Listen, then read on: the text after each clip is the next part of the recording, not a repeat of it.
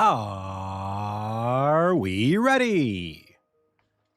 Well, I know I am. So, whether or not you are, it's time for another episode of the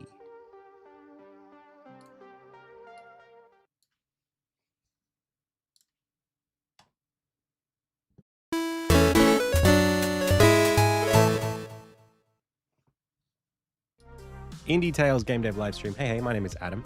You are the Pixel Pals. I've already said the name of the show, so without further ado, it's time to go. Welcome, everyone, to the Tuesday edition of the stream. Today, we're doing some more presentation work on what I was working on yesterday for this festival that's upcoming.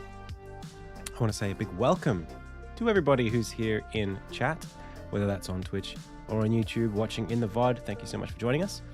I want to say, pardon me, welcome and thank you to Stasis99 for the most recent follow and Croutesh Fakir for the most recent subscription. Thank you so much.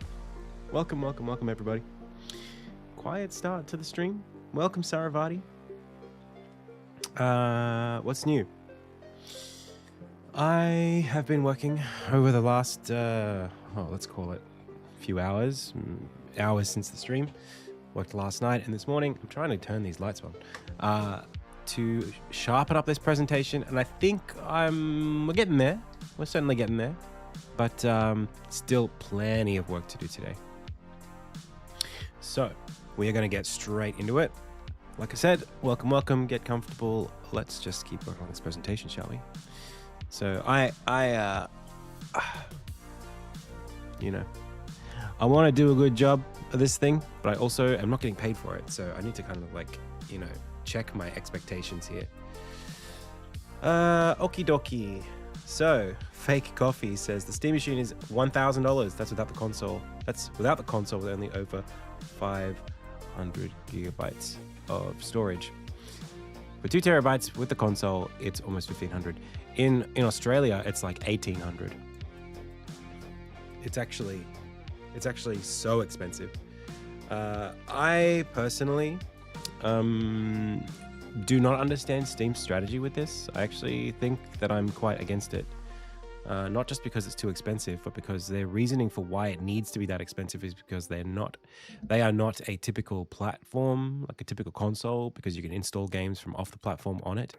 But Steam is like unanimously, for PCs, the biggest platform, and take 30%, So like what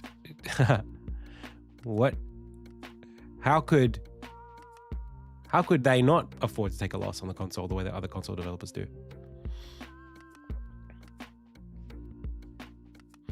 So yeah, super weird. I find it insane, actually, that they are not taking a loss on the hardware. It just doesn't make any sense to me. Like, they can definitely afford to do it. They're going to take 30% of every dollar I make on their platform. So why should they pass that? Why should they take that and then pass on the costs to the consumer? Isn't that crazy? Insane. Dude, my hair today is all over the place. I don't know what's going on with this thing. It's like, I think I spent too long wearing a hood last night because it's so cold at the moment that my hair doesn't know which way it's supposed to go. Anyway, let's get into it, shall we? Alrighty. So,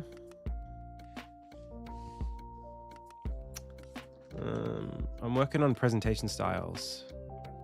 I think I'm pretty much there. I'm going to use Elden Ring as my visual metaphor for the rest of the game. For the presentation, I should say. So let's get rid of this. And then that should fit nicely. Cool. So title screen, I still have some work to do on that. This still got plenty of work to do on that. And then each part is like making a developer, and then like making a game, and then making a business. And then each of the major sections in each part is, gets a full screen like this with a screenshot from Elden Ring. And then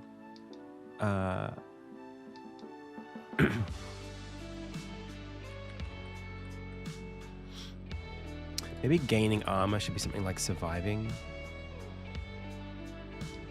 Something like that. I don't know. Navigating debuffs.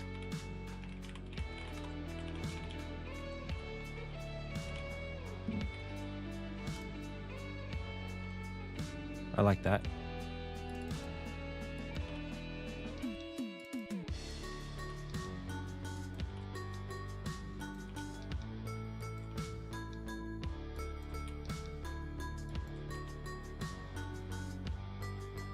I'm not buying it. Why would I? I have no reason. This is Figma, and it's for a conference at the University of Technology, Sydney. Their TechFest conference.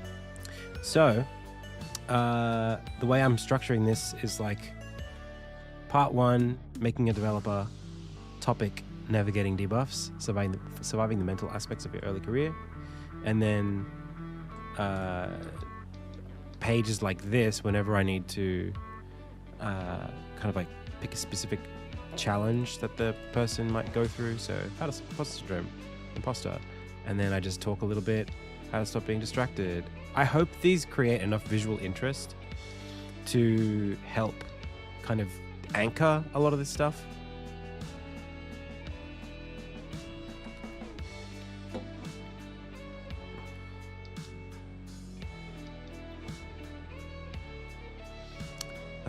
Because I think currently, like, I'm trying to think about the role of imagery and diagrams, if any, in the presentation.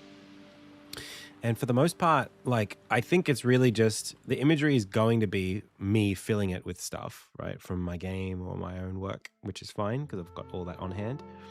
But then, like, trying to express concepts, you know, just like my advice, I feel like that's something that I can't really do. I mean, like, what am I going to do? Am I going to draw a picture or am I going to create a diagram? So, like, screenshots from Elden Ring work. All right. One thing that I wanted to get right was there were a couple things here. So, like, what if you're not building a studio on your own, working on address this.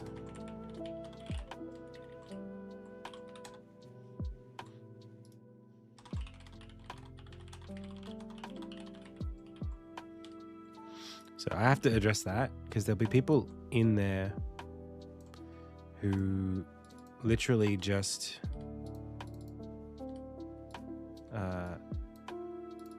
they just want to get through uni and get paid, right?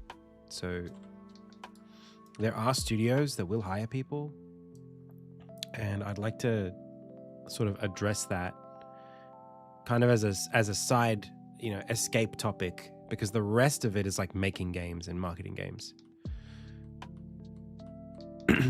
So maybe I'll put that just like even like literally in here.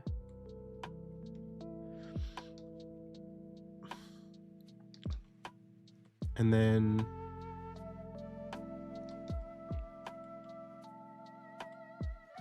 making a game. I think this could be the map, maybe.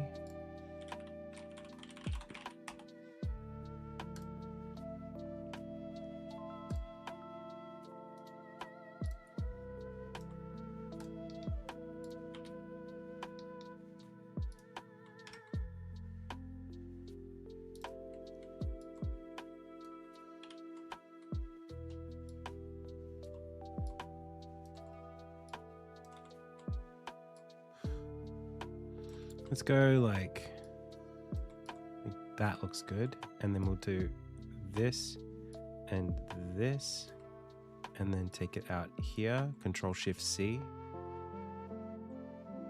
paste over. That's much smaller now, and it's 1080p, so we don't have to have this anymore. Take this, bring it back in, place it properly, put it in the back. Ta-da! effects. Let's blur this guy a little bit so that it's not taking too much focus. Beautiful. All right. So we've got making a developer, making a game, and then making a business. Now, what is the equivalent of making a business in Elden Ring? Is it like a boss, or I don't even know why Elden Ring? Because the theme of the presentation is like game development as an RPG. So it's like, making a developer is like creating a character. It's just a metaphor. It's not particularly for anything else, just to give it some flavor. So like we got to think of the equivalent of I guess like Kale, the merchant.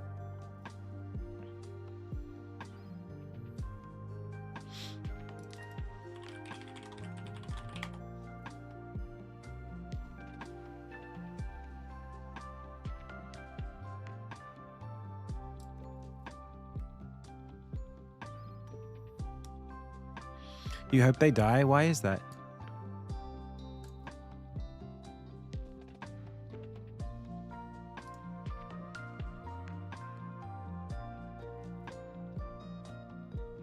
Making a game could have been a blacksmith, though.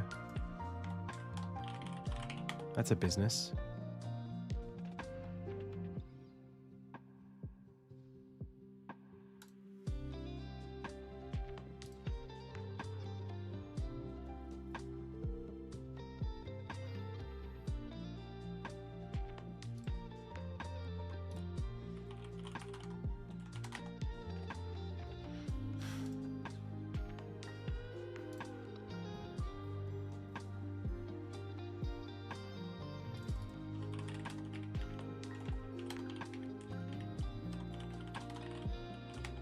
Elden Ding.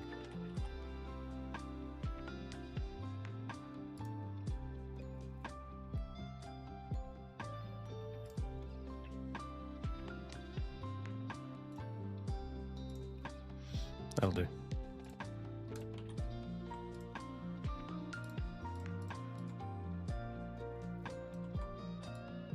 He's covered in coins, right?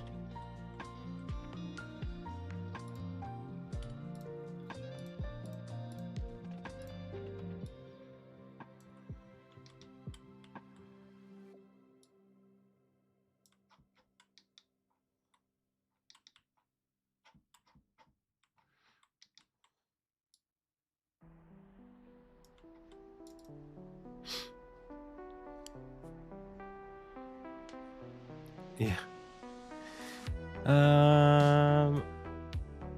Oh, sounds great. I hate Souls likes. I hope they die. That's just me. Elden Ring's gonna say Moonlighter Shop. Yeah, I've been using specifically Elden Ring as the template.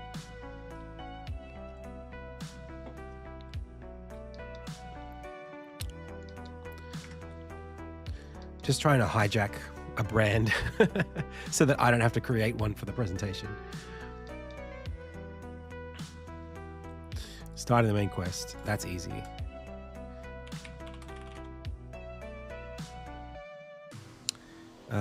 It's called Limgrave Intro.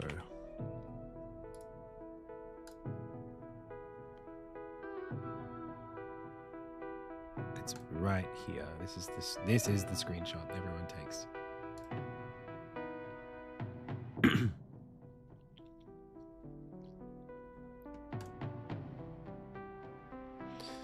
Why is Google so bad at I type like screenshot, all of the images are like not 1080p.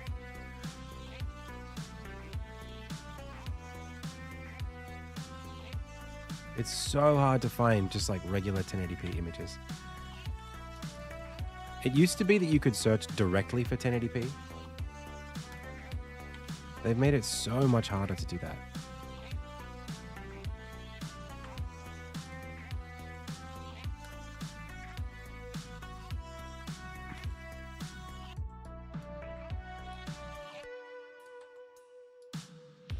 Like, you can't choose a resolution anymore.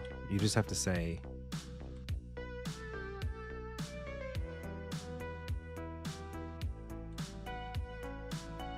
you know, I guess I'll just take whatever you give me.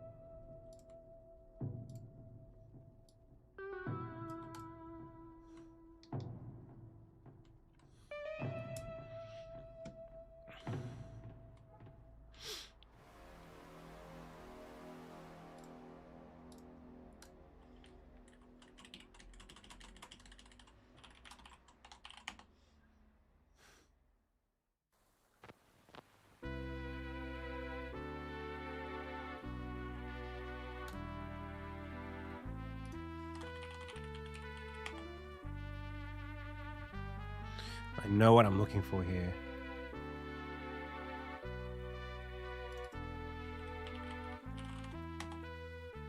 There's a specific screen that I want, and it's not that one. It's this one, but I think you can press the button a couple times to see the character. Maybe I'm wrong.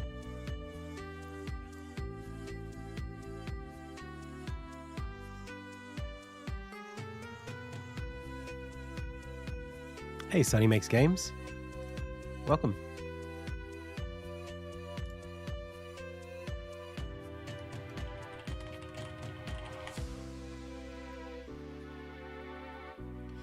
Maybe this doesn't have to be a screenshot, but it could be something like this.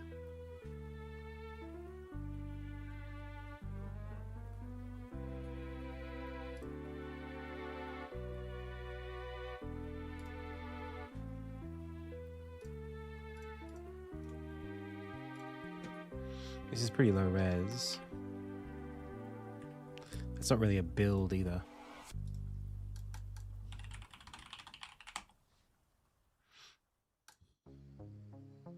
Yeah, I probably could find it on Game UI Archive, you're right. This is what I wanted anyway. It's alright, I got there in the end.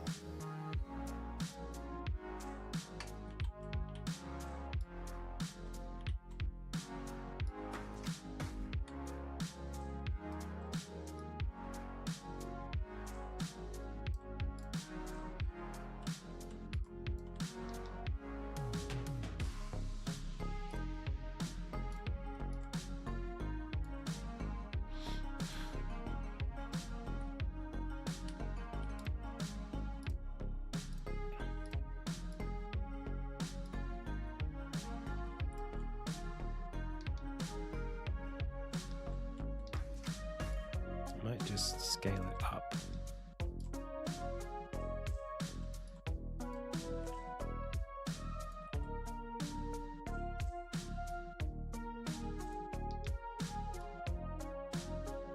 That's good. Yeah. Imagery and bold text does so much for any presentation. It's a little hack. Elden Ring magic use spell.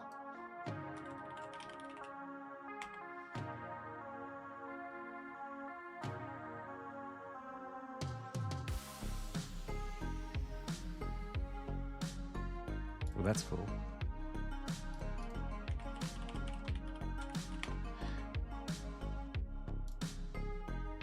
That's cool.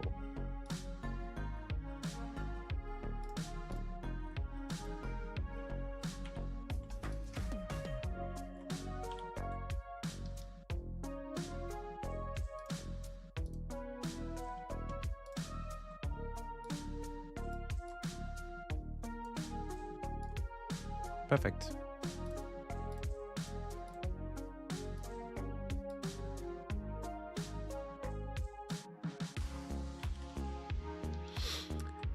Because the presentation is like a metaphor. It's like game development, the RPG. So like all of the way that I'm phrasing and framing everything is like through the lens of like you're working on yourself is creating your character, you know. Developing career skills is leveling up. It's just a metaphor to help make the concepts digestible and give them some sort of context.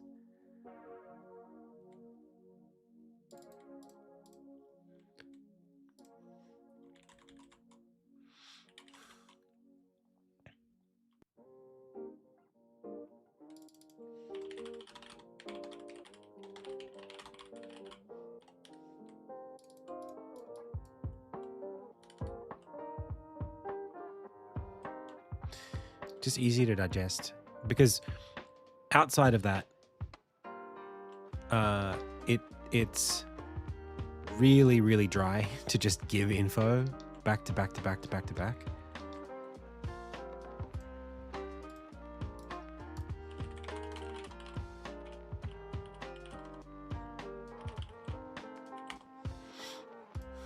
Is this the escort mission though?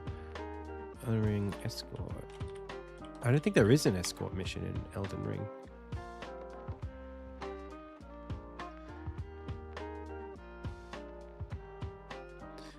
Maybe summon?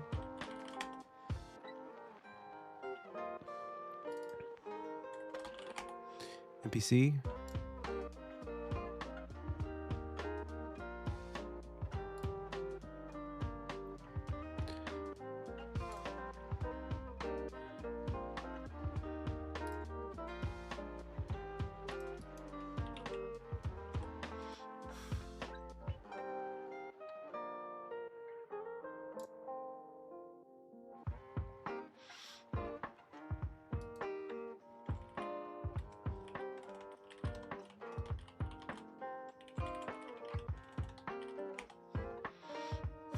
That's what I want.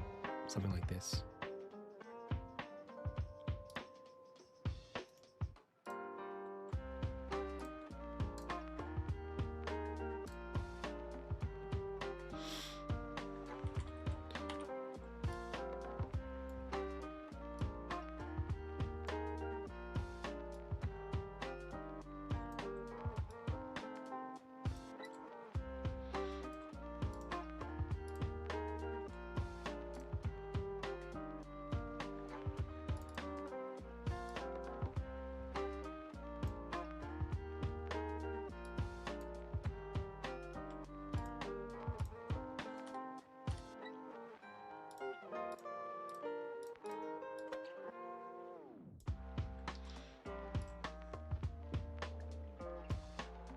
Hey, it's going okay.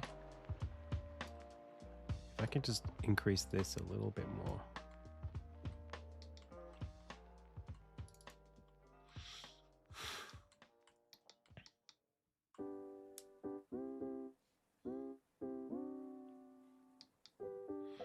I feel like Souls are horror movies, cheap to make, high ROI if done right. I don't think that's true. I think horror games are like horror movies. Like, I feel like the analogy you're making exists, but it's not for Souls-like games. Maybe to some extent, but I don't think that's I just don't know if that's a fair analogy.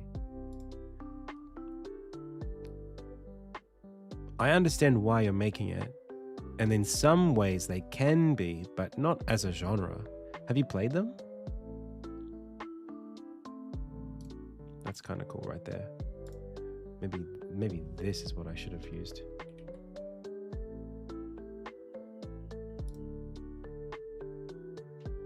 Something closer to that.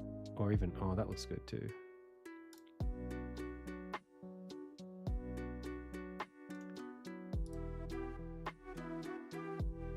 Can I maybe...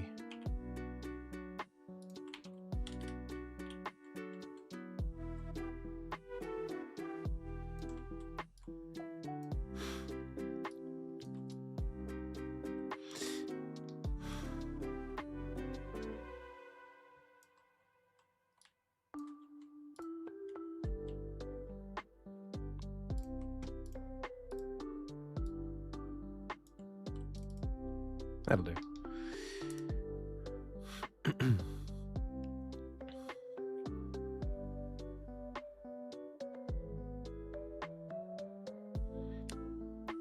You like RE. When you say RE, do you mean like Resident Evil? Right. Oh, you're saying like, why? If that's a horror game, how is that? You're playing devil's advocate for me about whether or not that's more valuable than an Elden Ring. Elden Ring cost way more money to make than Resident Evil, I promise you. Maybe Elden Ring isn't the best example for a Souls-like though these days.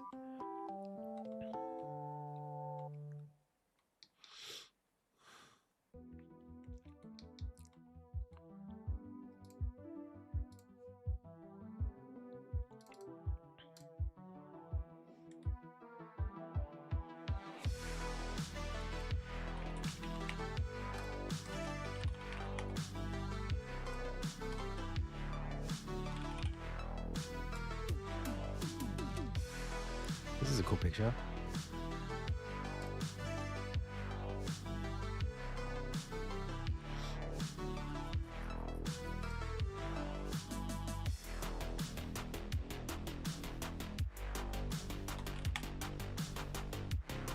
But I know what I'm looking for here. It's like a shot of everybody fighting Radahn. I think I'm not going to get it. I think I have to pick this one, pretty much.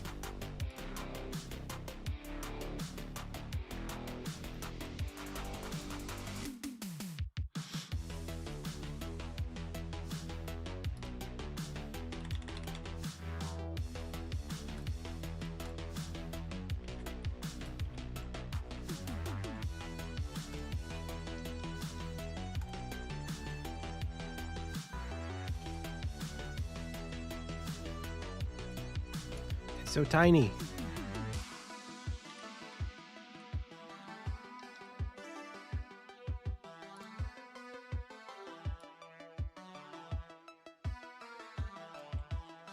I don't like the fact that there's a boss though. I think that kind of confuses it.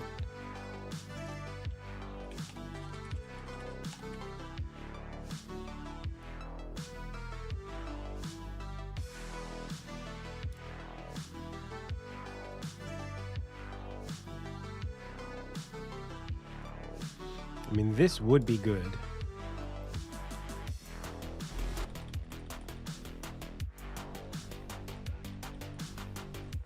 Looks like the thumbnail is not in the thing.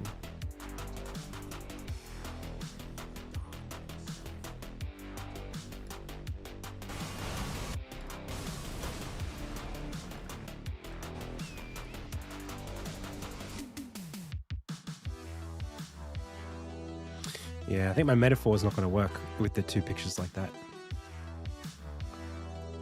Let's copy this image. Let's paste that here.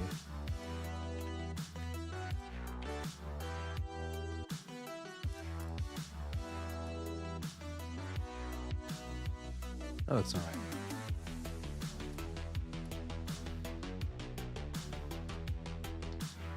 And then I think the escort mission needs to be different. It needs to be like an actual NPC. What's her name?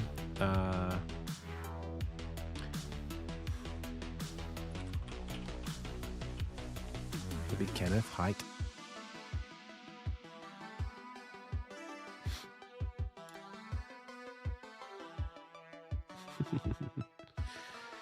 Or Millicent.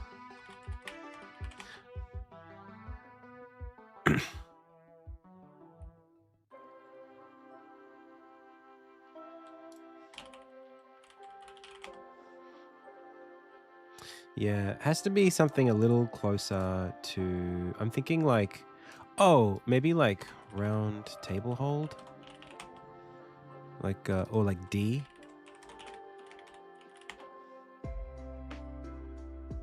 No, it needs to be someone weak. Who's the one with the Shibriri eyes? The girl by the wheelbarrow? Who's blind? Irina. Ha! Irina.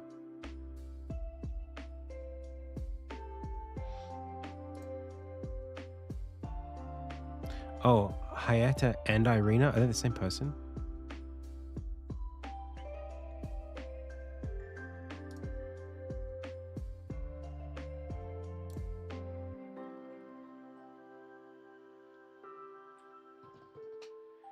There's a mosquito in the room.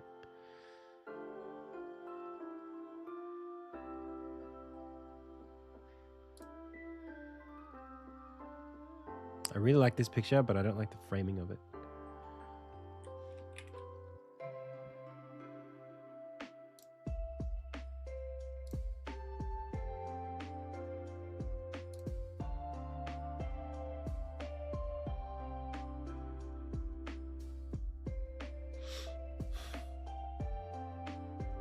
Oh, they're different, but they have the exact same model?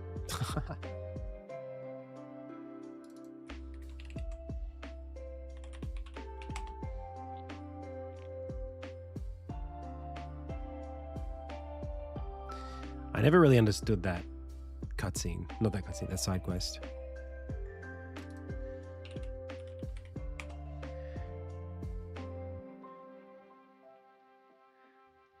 She's like the daughter of the guy in Castle Morn or whatever. And then he sends a letter and she's dead, and then, but if you don't kill her, either way, her body gets taken by the chaos madness mind thing. I don't really understand it. I never really paid too much attention to it.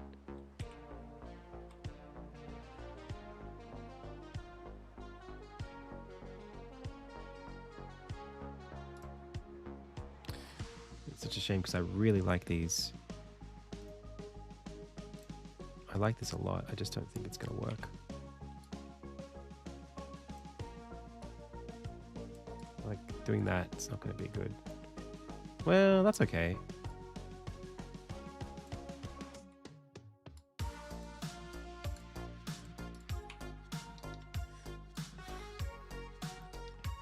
There's not really an escort mission in Elden Ring. That's kind of just the problem there. But I think this is okay.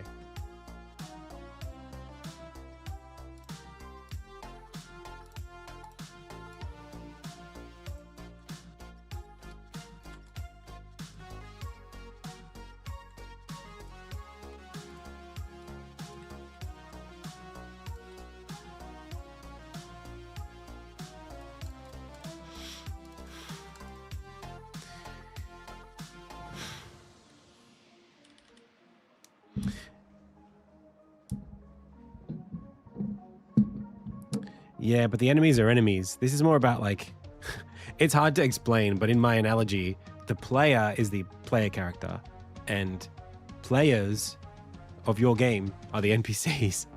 It doesn't really work that well. But so like you are the player. Players are the NPCs.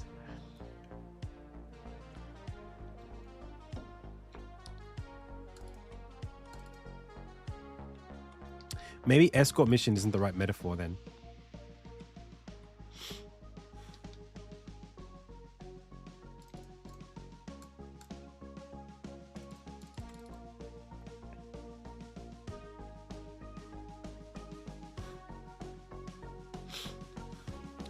Maybe it's about like logging on, like connection online. That doesn't work.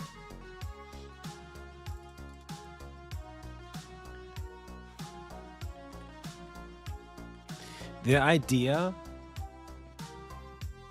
is that as you get better at making games, you will be able to express yourself to players so that they get it. But really, that's like it's hard because that's like it's like chronicling. No, it's like it's where the metaphor falls apart, I guess.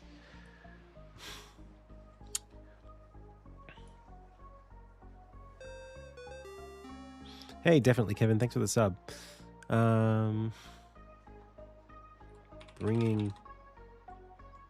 it's not bringing the player on your journey.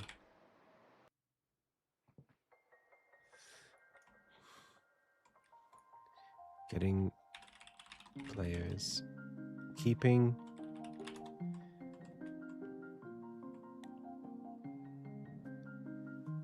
It's like losing without losing investment, without losing interest.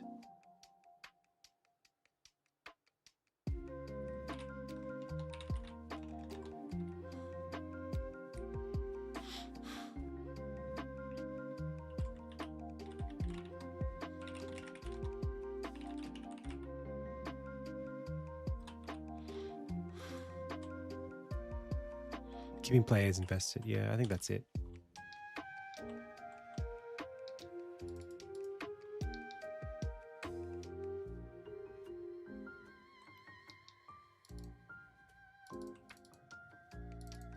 Let's leave it like that.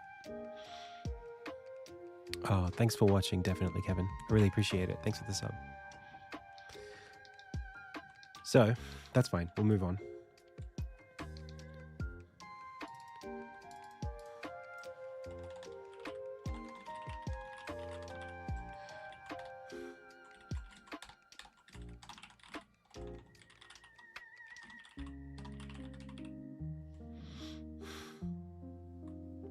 Now, this one's actually...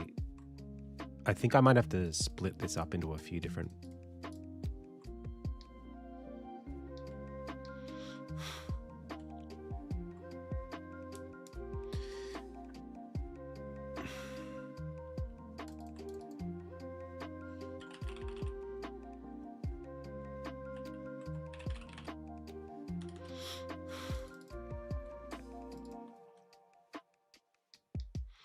So like forming a party, and then it's like this should be like getting fame or something like that, like renown. What's it called? What do they call them? When like a guild gets influence.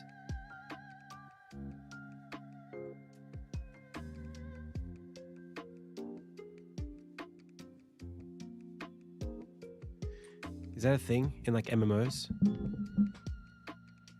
Prestiging? No. Yeah, it's there. I was thinking about that.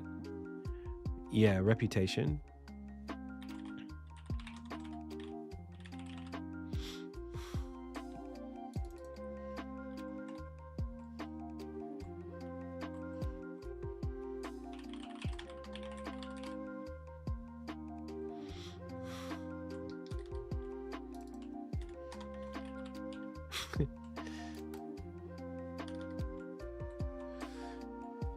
And then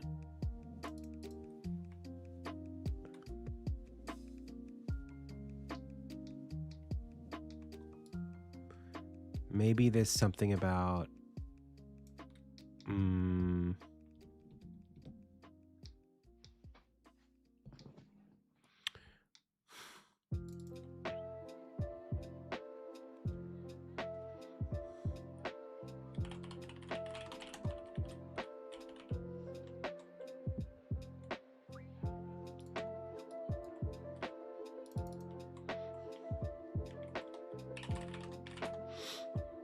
hey, Blazy.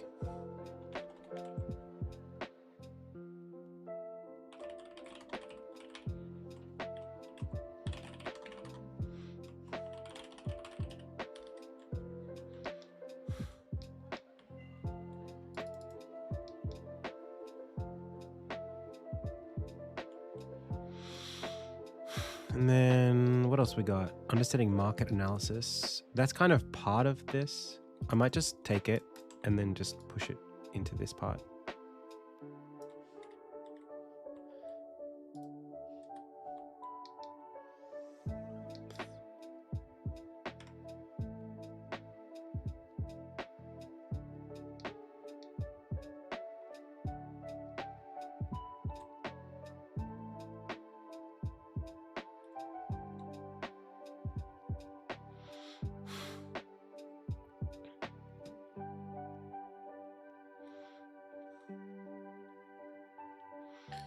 But there's also something here about marketing too, which I don't have a metaphor for yet. This is called Figma. Mr. Ask, Mr. Esk, Mr. Threesk. So marketing. Gosh, what's the example? What do you even call that?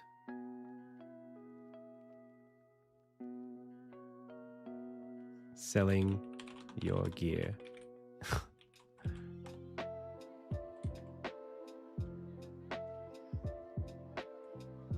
turning in quest rewards.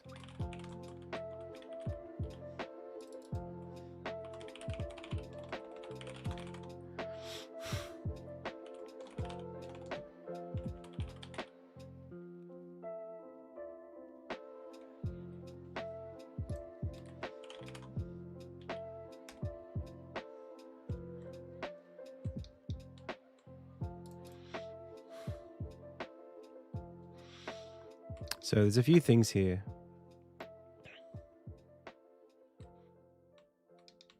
I think this has to come up here and then that.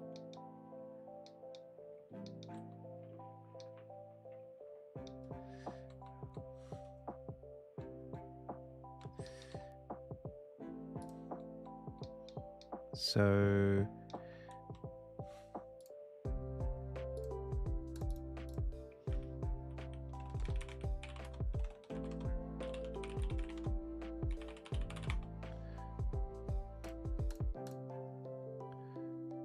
I might just have to grab this from the video itself. It's the guy, I'm thinking about the guy who's calling down at everybody.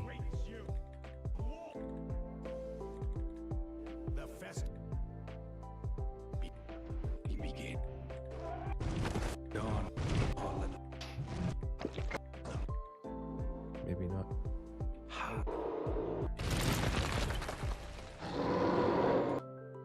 Maybe that frame. That's kind of a cool one.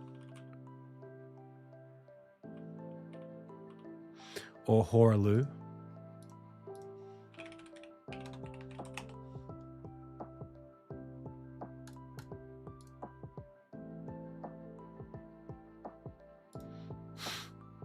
He has renown.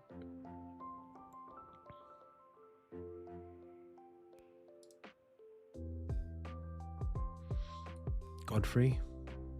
I have given thee courtesy enough. Now I fight as Horaloo, warrior.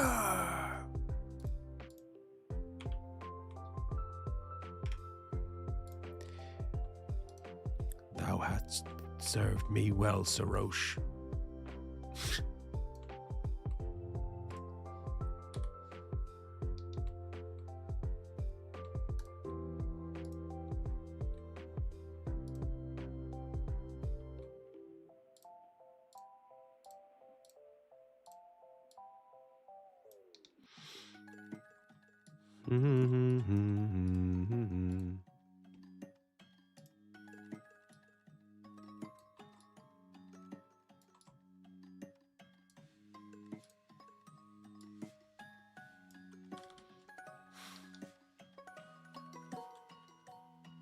This is kind of better.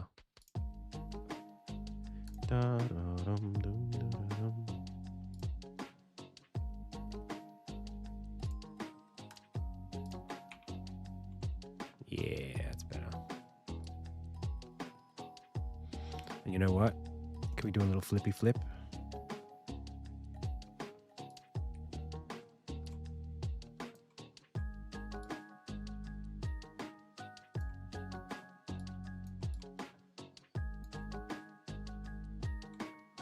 It's a shame I can't put him.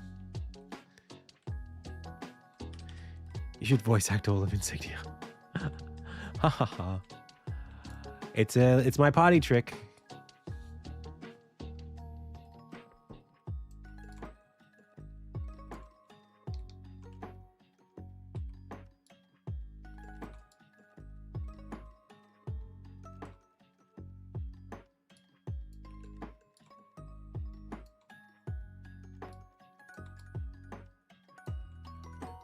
Maybe like that.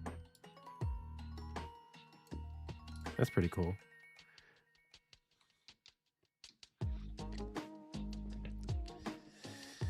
Okay. Big chest.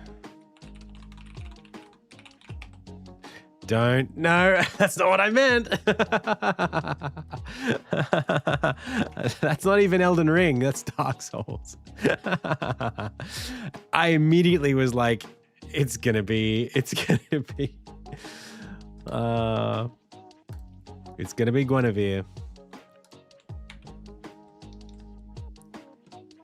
Is that her name? Is it Guinevere?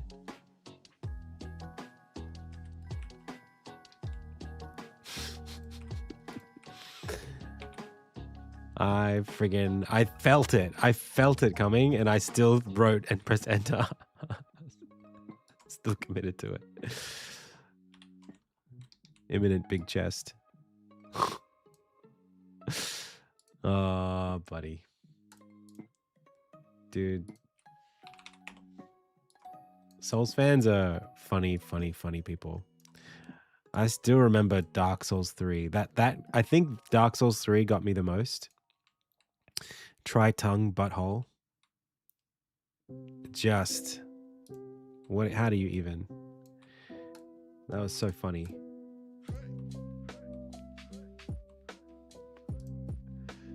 Okay, the dungeon.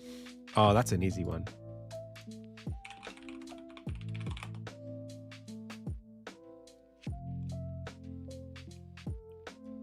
Oh, that's great. That's a great picture. Is there one like this that's not screwed up?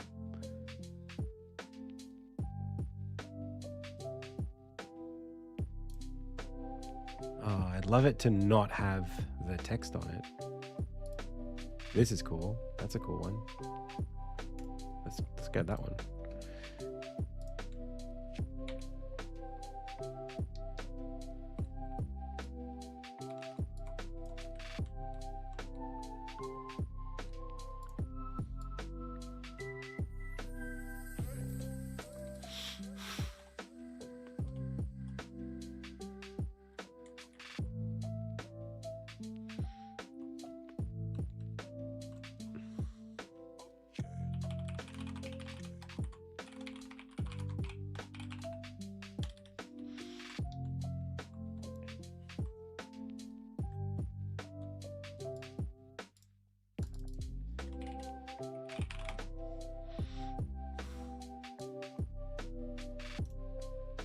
That's easy.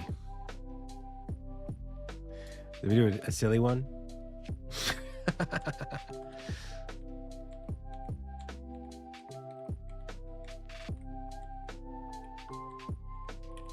I kind of like this one. Or maybe this one. Or maybe...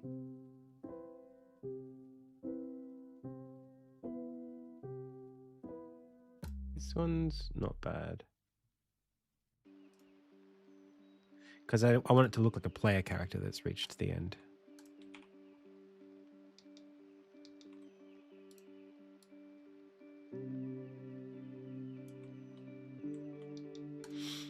Cool.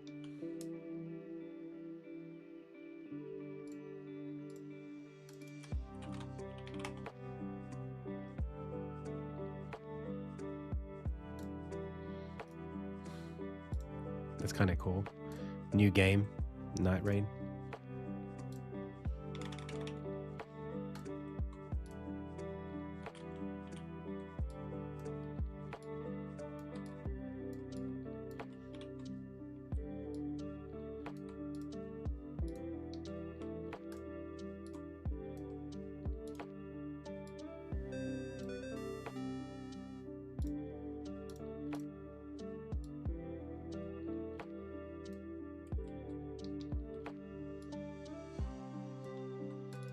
Cool.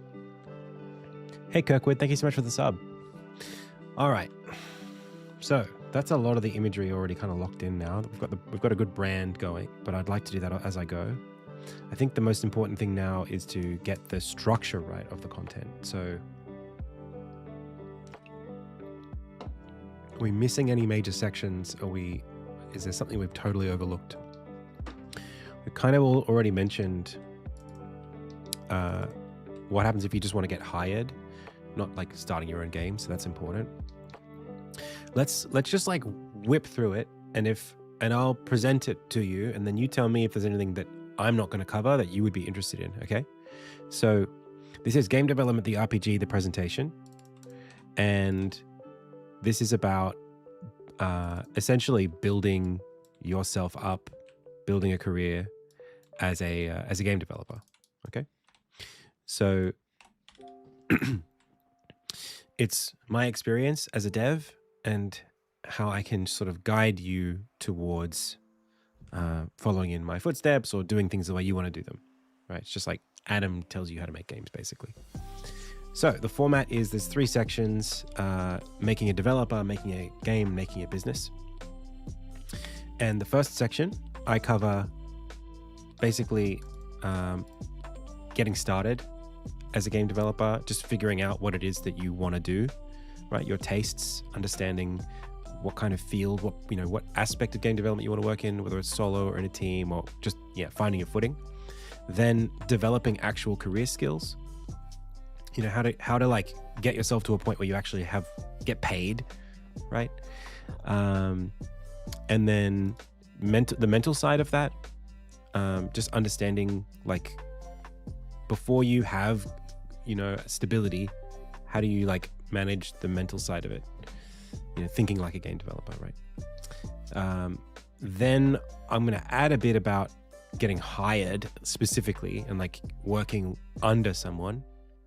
And that might be a jumping off point for people who aren't interested in making games on their own or running businesses.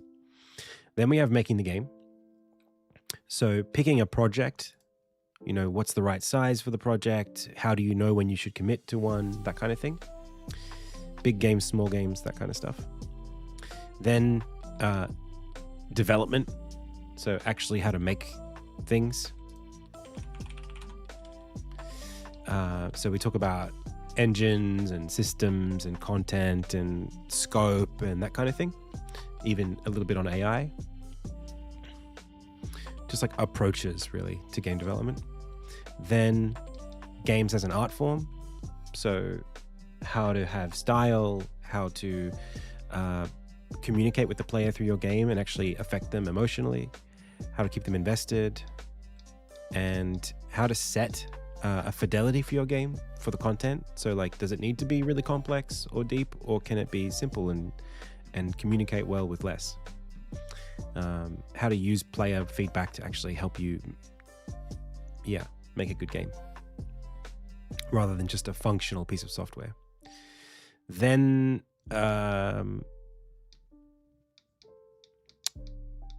actual like techniques for building that player investment. So not just as a form of communication, but as a part of your workflow, play testing, that kind of thing.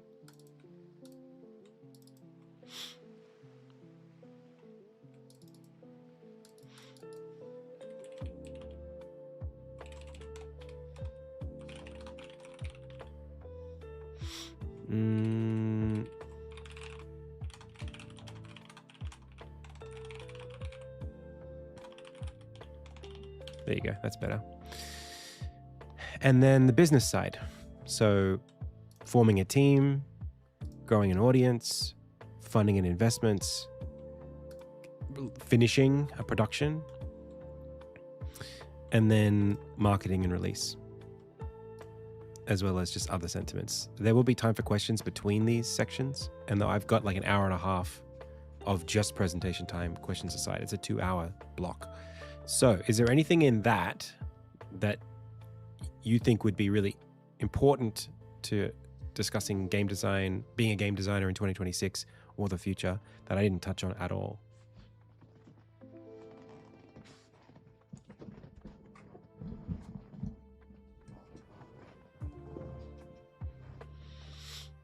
Yeah, there is a section on AI.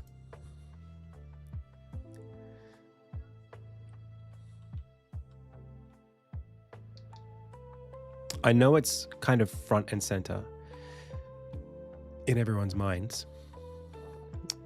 Technology. Yeah, I talk about engines at the top here and tools.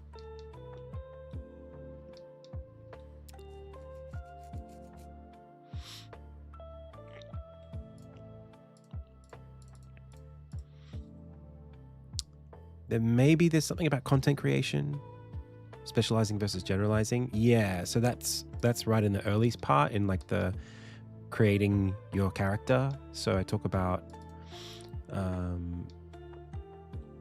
I don't really talk, well, I talk about this, where is it? In the backside here, about like building a portfolio that represents your intended discipline. So like, and then later on, I guess way later, I talk about how you don't have to do everything yourself, but maybe it could be about becoming a specialist. Maybe that's something that's important. Like specifically, if you want to just be the modeling guy, how do you do that? I might actually stay away from that, because I think specialization is probably not... It's actually... I'm the kind of person, and this is just a personal thing, so I'm not trying to be accurate here. I'm trying to like express myself through the presentation. I think that it's valuable to have a cross-disciplinary understanding, even if you're going to specialize. One, because it helps you empathize with the people who will use your work and whose work you depend on.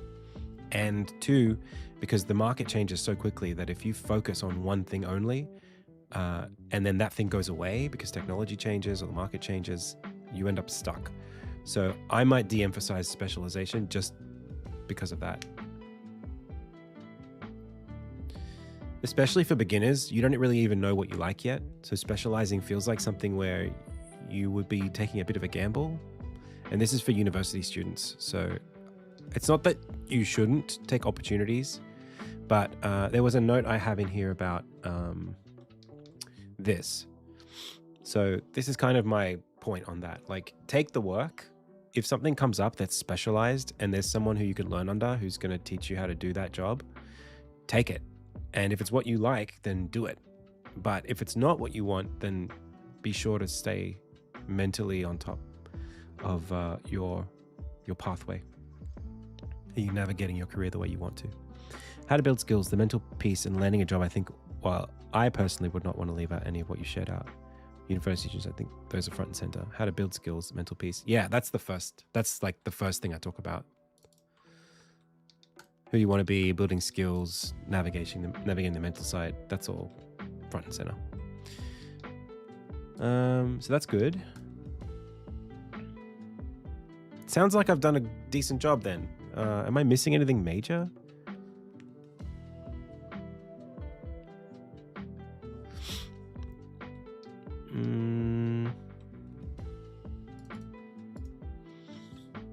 There's probably, I mean, there's a bit here about community, becoming part of a community. I don't talk too much about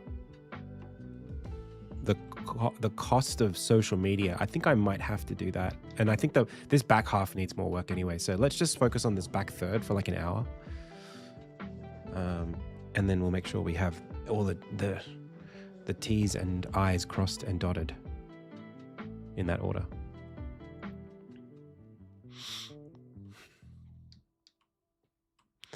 Okay, so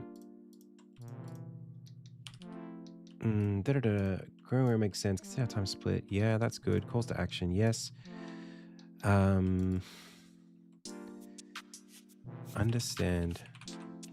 Oh, man, this is so hard. Marketing your game while you're building it.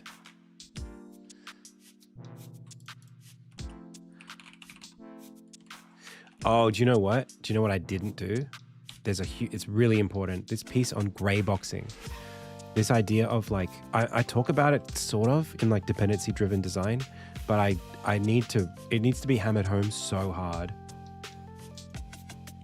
People told me about gray boxing and I knew what it was and I thought I was doing it for like 4 years before I really, really, really understood it.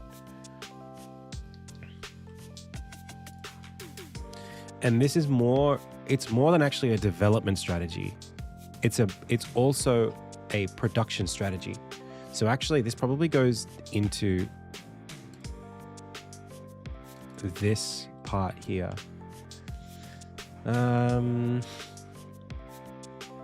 it's tough because I'm sort of splitting all this stuff out, but it really goes all together. There's like one major piece about this.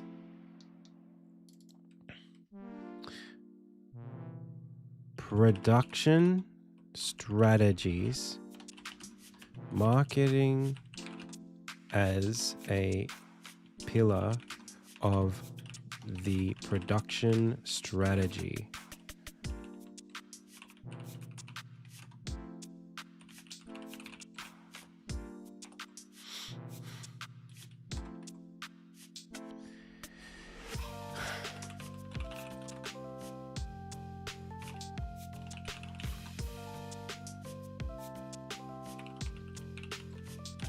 This is so critical.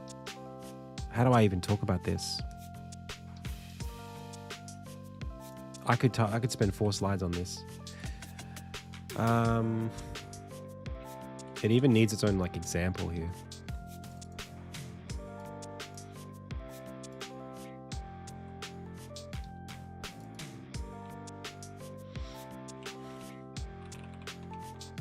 Oh, actually, just what I'll do is I'll write all the things I think about it. So I've got the content down, and then we'll talk. We'll think about how to break it out into slides. So, the current landscape of game media is heavily centralized around short form video and video in general.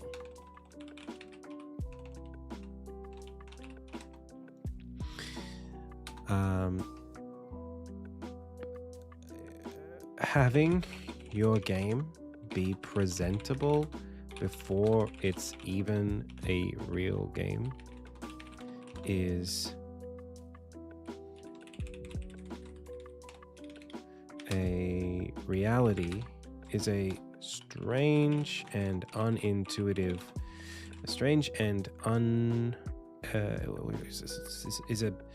is a strange, what's the word? Is a force that runs perpendicular to is a force that runs in conflict with good game design practice. Gray boxing. That said, you shouldn't appealing to audiences,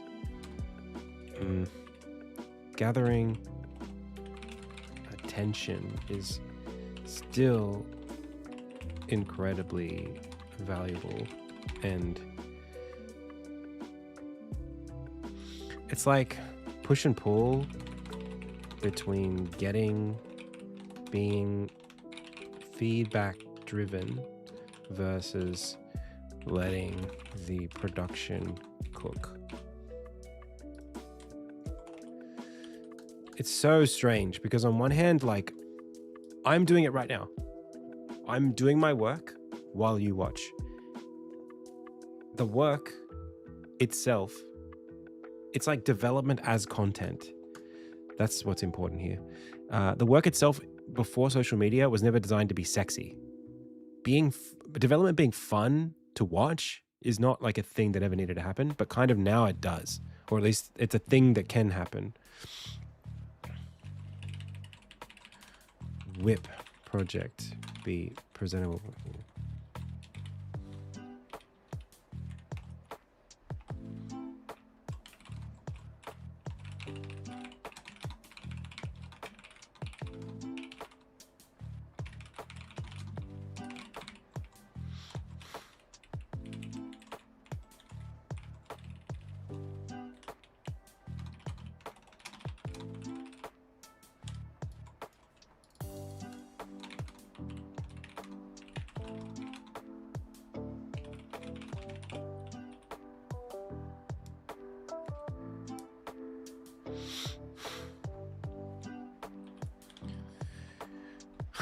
I honestly, on this topic, I really don't know what the answer is.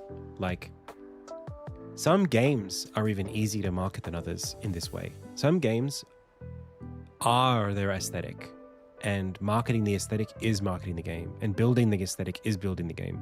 Some games are just a bunch of numbers until they're released, and then you can market them. But before that, there's nothing you can do to make it look fun to watch the development for. But it's something that people feel like they have to do because while everyone's working, they're on Twitter and whatever, Blue Sky, and they're seeing like other games gather a lot of attention, and they're thinking, well, how do I get attention with my Unity project? So that FOMO of like, am I doing this right by not having 100,000 followers right now? Is that something that you guys worry about?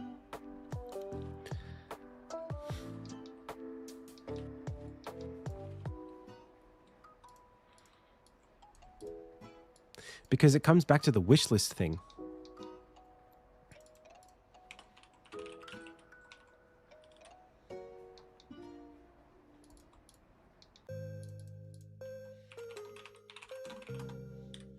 This all connects, right? You must all be feeling this if you make games. It can't be just me. This thing of like, how do I get people interested in my game before I even have funding?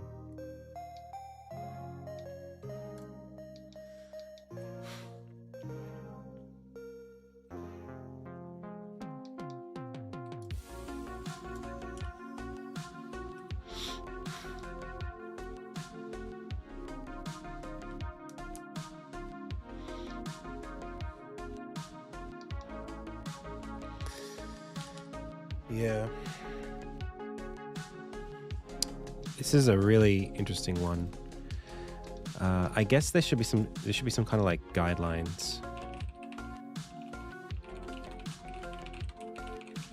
in general.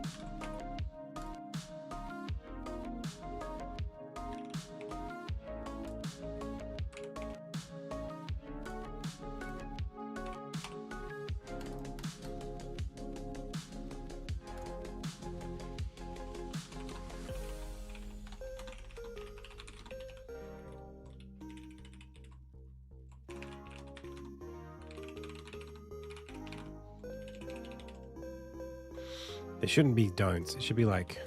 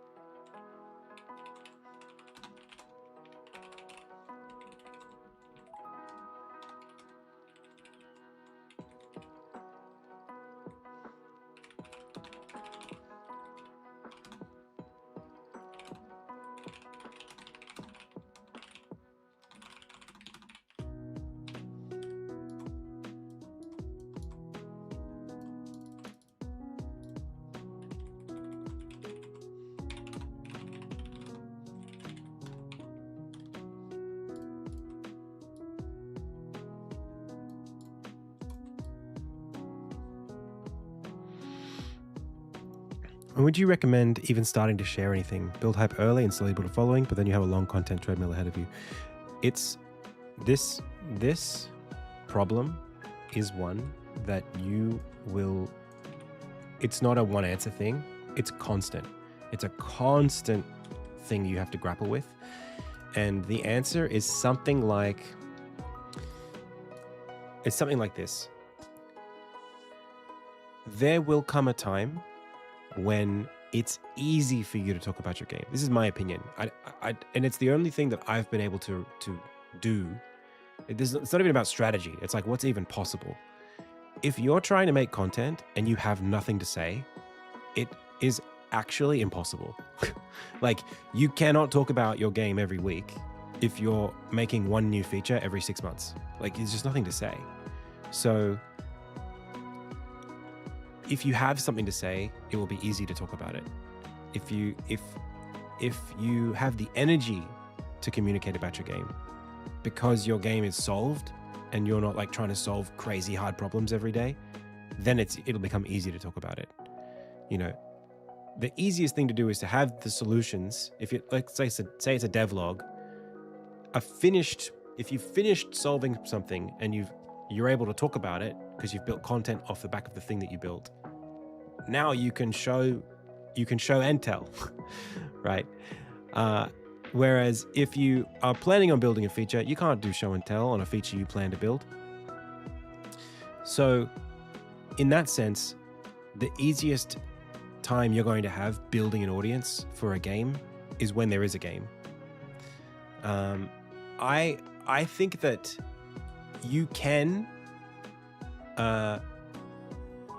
separate the two, right? You can like throw a Hail Mary and make a trailer for a game that doesn't exist yet. You can do that, but the longer that basketball shot is, right, from the free throw line to the 3-point line to the halfway, the half court line to the other team's logo to the baseline.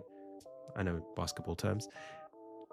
That the further out you go, the more confidence you have to have that what you're actually making is going to actually hit the net. Like, you can't just promise something and then deliver something else. So the only time I would recommend doing that is when the distinction between what you're promising and what you've actually made before is very narrow. Like, From Software pitching their new, Duskbloods or whatever game before there's even a game is probably fine, because we've watched them make Dark Souls and Demon Souls and Elden Ring and Bloodborne. So it's like, well, you guys are going to make something that we already like and you've already made before, just more. That's easy to make a promise about because you've already proven that they can do it. But if you're making a new game and you have nothing and you put a trailer together, how do you know you can even make it? Why would you promise that? That's the answer.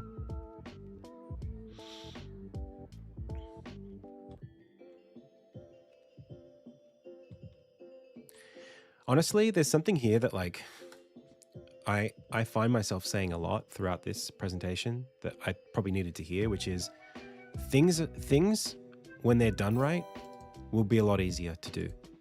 It's a lot easier to do something when it's time. Like, you don't have to solve it mentally. The opportunities will come when you're ready for them. The game will be marketable when it's ready to be marketed. Like, do your next step is in front of you. You don't have to solve how you're going to walk the next 1,000. It's important to think about it, but like, the worst things that can happen in game development are built around investing time, energy, resources, expectations way further forward than you should, right? Than you have any right to. Like, getting funding before you have a proper production plan, terrible. Expecting yourself to make $1 million when you haven't even started yet, terrible. Selling your house, quitting your job to start game dev if you've never even started, terrible idea. It's always about like cashing checks you haven't earned, that's the ultimate no. And all of the different things that are difficult and frustrating and worth avoiding have to do with misset expectations.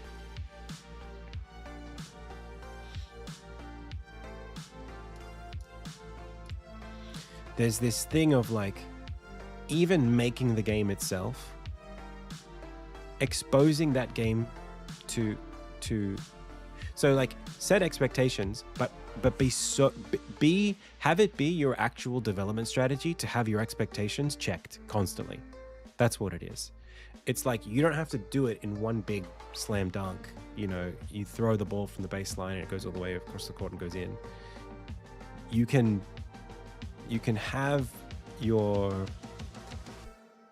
the gaps between your understanding of like your plans and reality, have that continually getting updated. So every time you have a big plan, but that plan has to be rationalized against reality as often as you can afford to.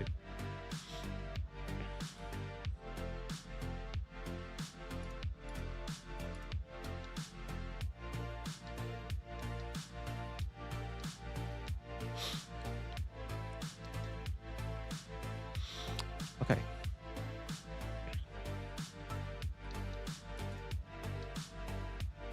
It's just about like what your expectations are for that synchronization. So like this stuff here, like showing your game to players early, that's a great thing to do, but it's not players, it's play testers. That's a different thing. Like fellow developers, friends and family, you know, it's about what you think you should be getting out of the people you're sharing it to.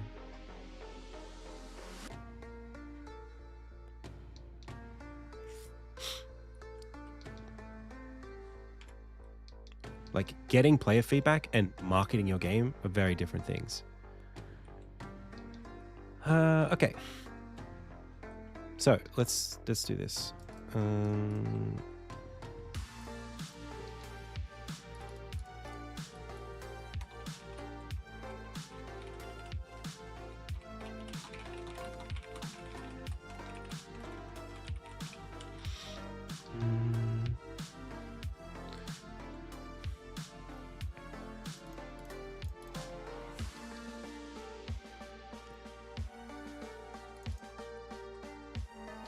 That's kind of what this is, right? This whole thing.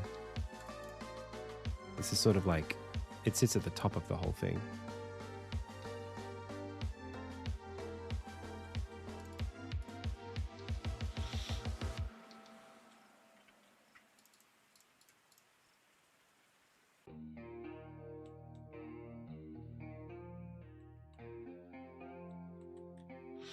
Hey, Azure. So, you know, maybe this could even go up here, but I don't know.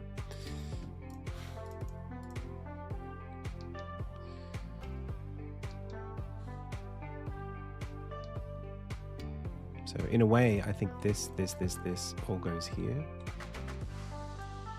This can go. It's funny how quickly this has come together. Like the structure is collapsing now in a way that like this is done. This has still got lots of work to do. This is getting closer. And you can see it's like the titles of each of the sections are becoming, the nesting is becoming less nested.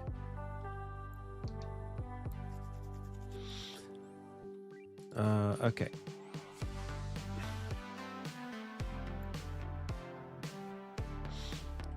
Previously I have these challenges that go between. And then in these sections, I've got like long example sections. I think I do need to do that for all of it. Yo, I need to respond to a message. So I'm just going to take a quick break and I'll be back in a bit.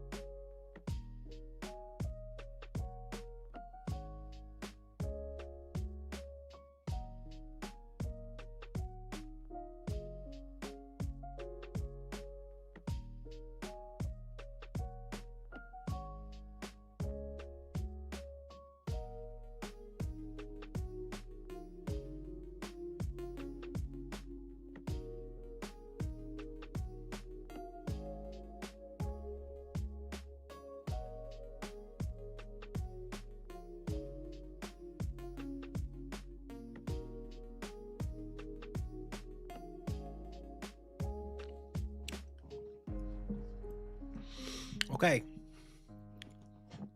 We back.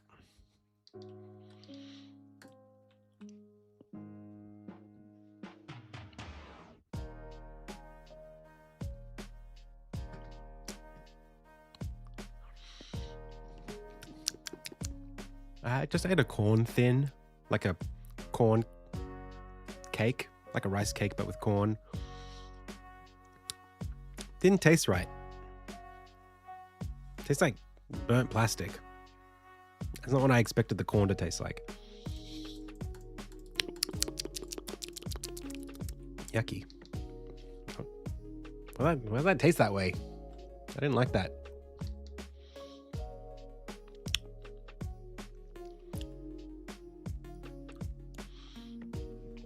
That is like an unmistakable taste.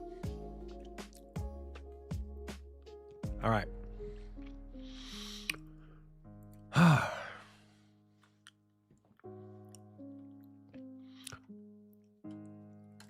So I got to split this up, I think. This is a massive, massive thing.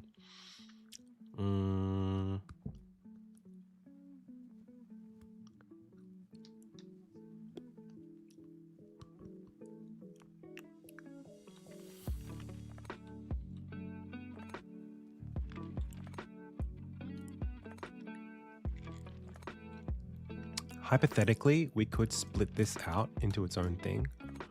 I wouldn't be against it even going here. It does feel like its own thing, taking on a project that you love. We could also just cut it.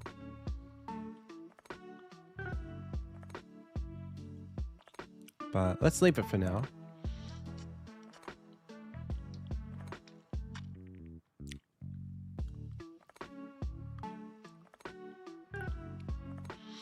So, how do we structure this? This challenge thing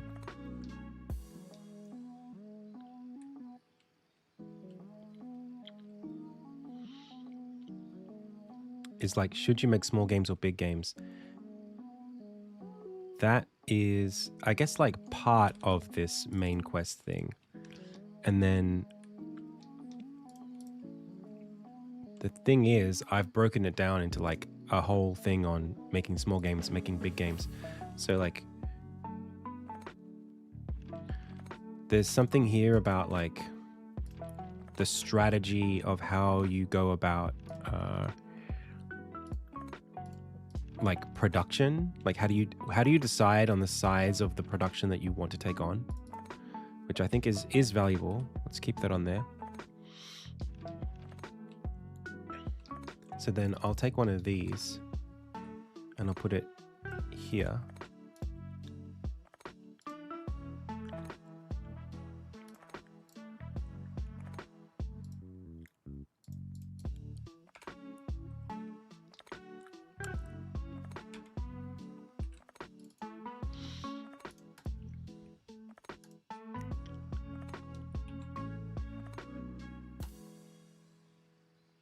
What?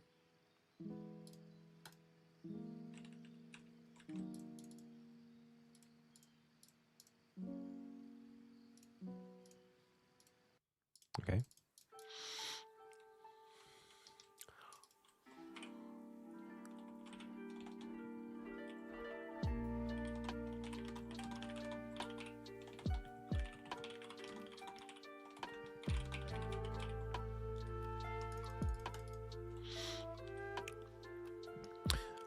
It's up to you, really. It's less about describing the difference between a small and a big game. It's more about the dynamics when you make bigger games versus smaller games. So like, it's not that anything under 6 months is a small game, anything over 12 months is a big game. You could say that, but it's more like, if you make a game, pick a game that you want to make. If you make it smaller, it'll be more like this. It'll teach you these kinds of things. If you make it bigger, it'll teach you these kinds of things. So I think for a more experienced and more capable developer and a bigger team, what constitutes a small game could be different if you're a solo. But the dynamics of working on something bigger than you're comfortable with or smaller than you are comfortable with, within your comfort zone versus out of your comfort zone, is kind of what it really is about. It's not my job to say where that comfort zone should be. Okay, so this is 2.1.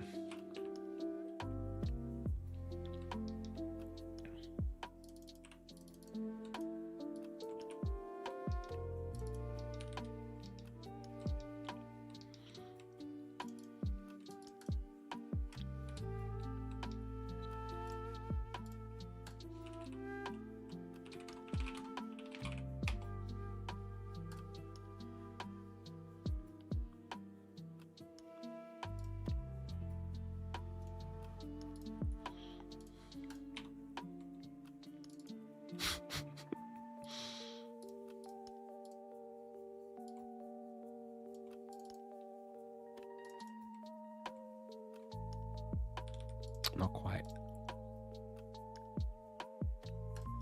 Oh, that's a good one.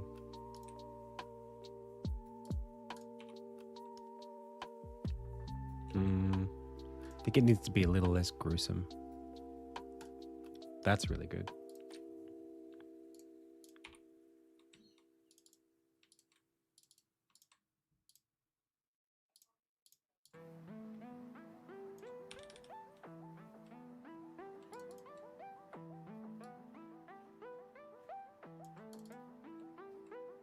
Don't love it. The framing though. One more. Come on.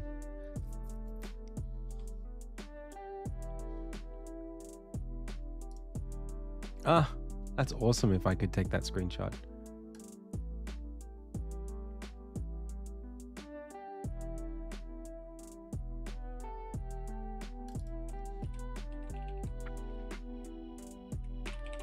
They're called golems.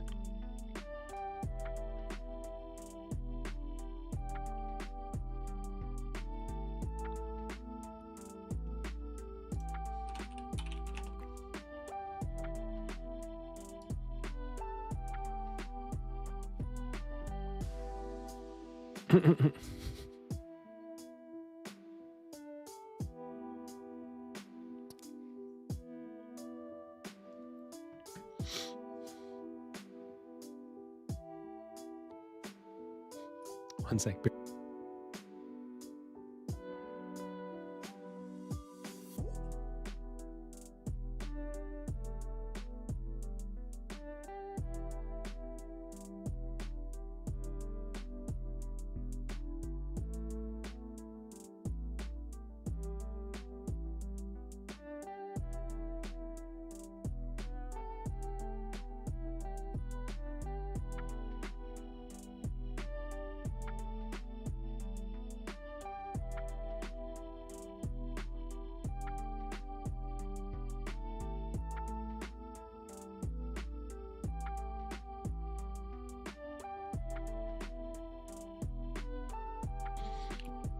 Dude, I can't eat that.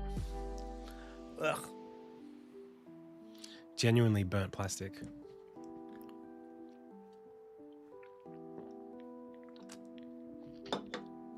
It's like somebody left like a plastic pan in like the oven or something when they were cooking that.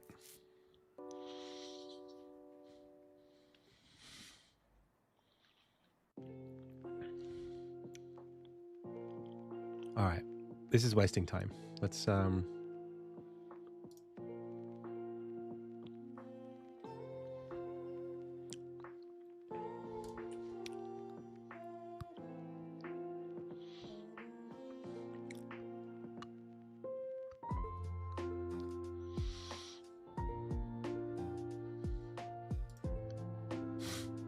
that would be good.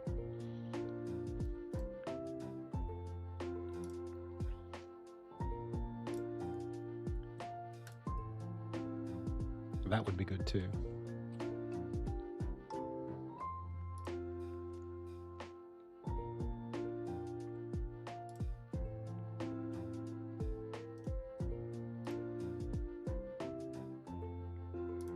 Oh, that looks sick, but that's AI. Can't use that. All right, let's try this one. Okay, let's go for it.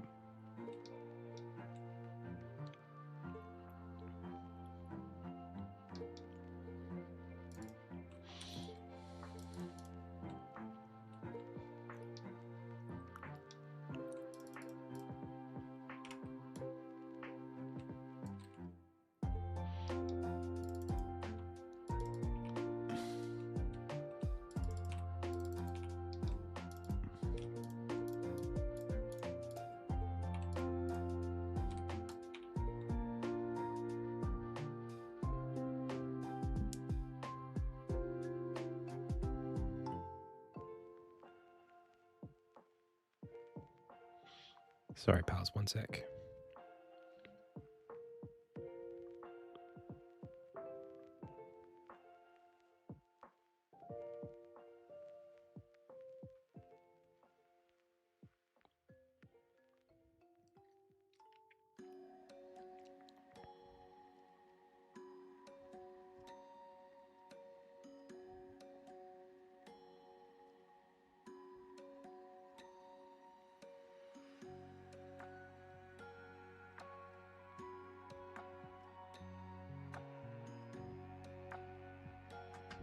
Okay.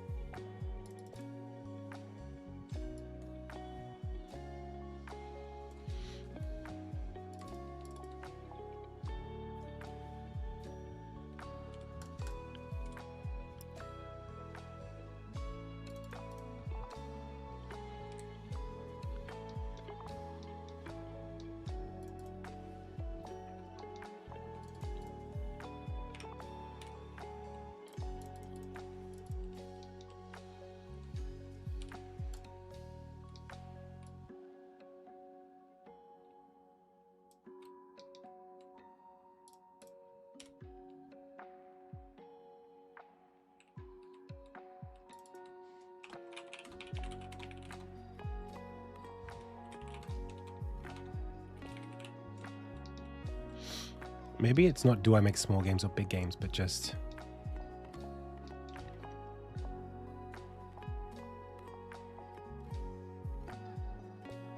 teaching you about both.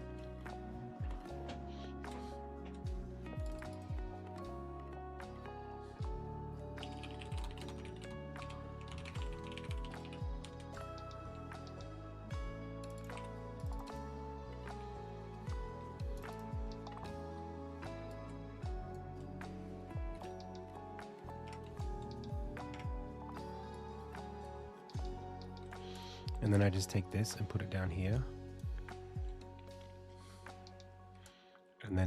And then I do this and put this here.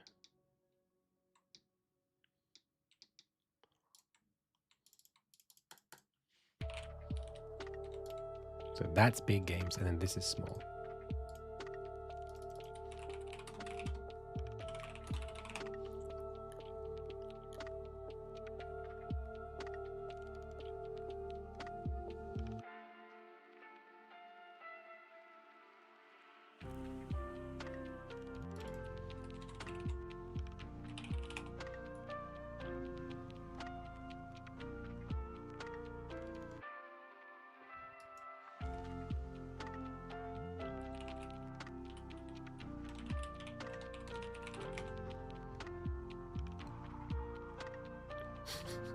Soldier of God, Rick.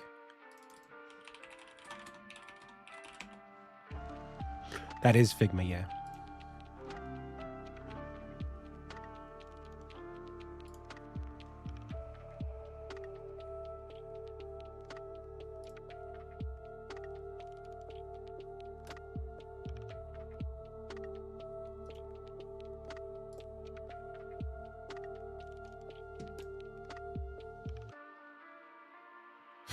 What is this?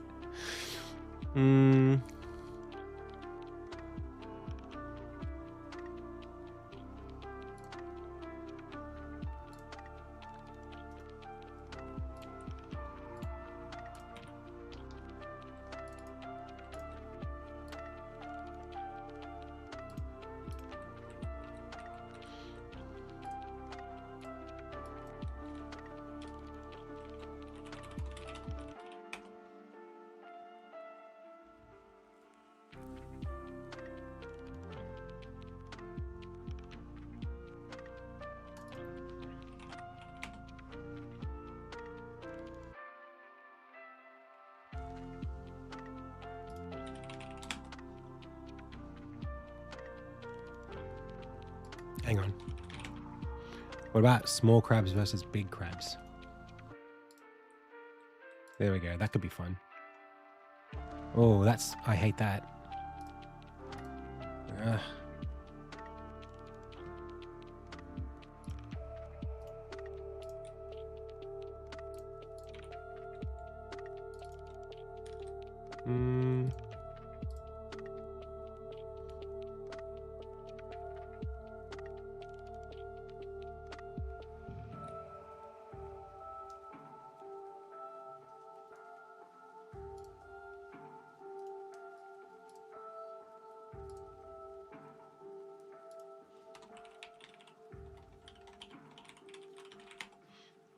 The small jar people versus the big jar people. I think the crab's a good one if I can get a screenshot of someone attacking one.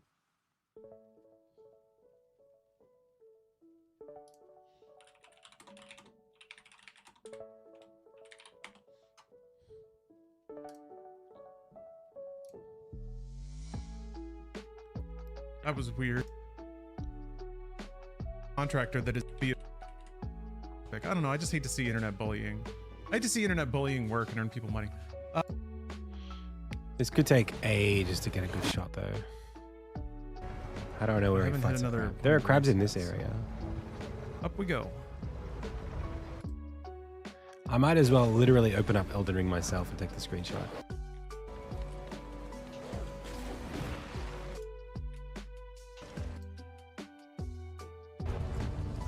Yeah, there's some right before this. Oh, he's fighting Renala. I need time to heal. Renala. I'm gonna back up a little bit. There should be a crab like here-ish. I mean, winning this winning this way does feel cool, but it's not stress free. Oh no. There's a crab like back here a little bit. There's like some right there. I'm not gonna see it. Elden Ring crab. Not boiled crab. Not giant crab. Crab enemy.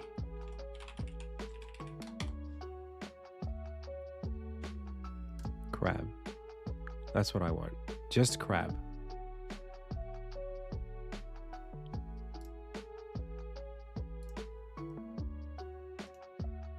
Thank you.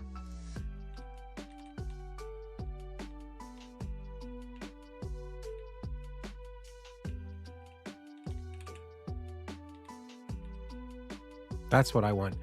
That's what I want. Small games. There we go. And now giant crab.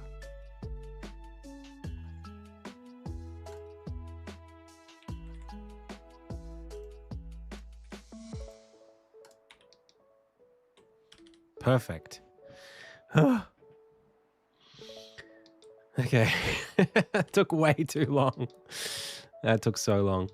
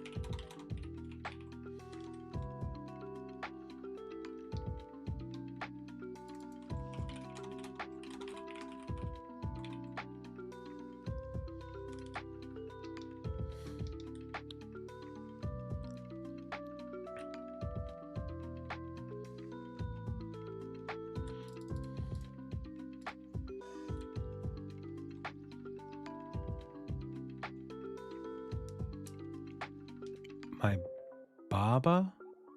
No, I didn't. It's not Armin's hair. That's very cute though.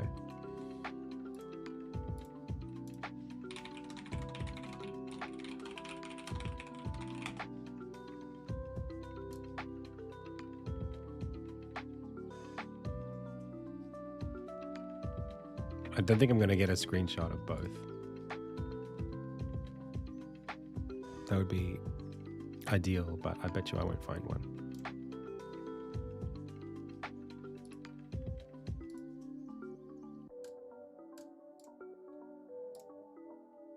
Oh, I did.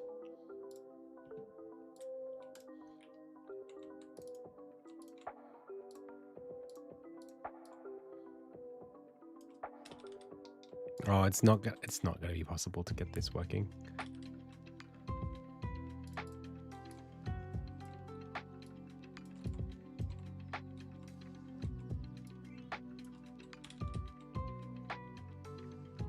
No, I can't. I can't make it work.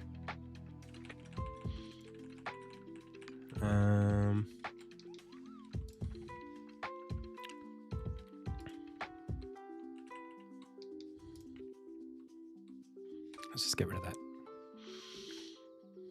But I do want to like create some kind of, what's the word?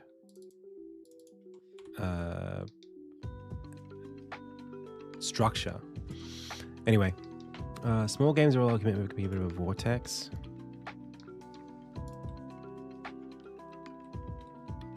That's going to live. So this kind of thing here goes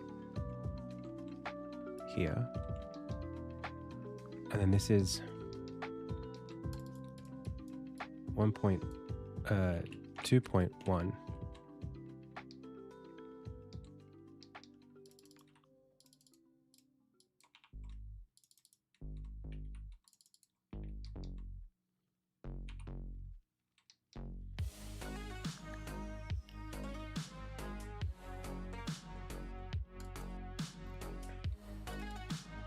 I feel like this is kind of maybe an end thing, sort of at the end.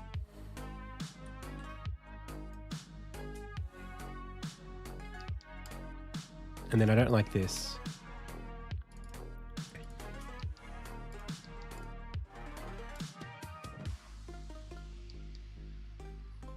But I like this up front.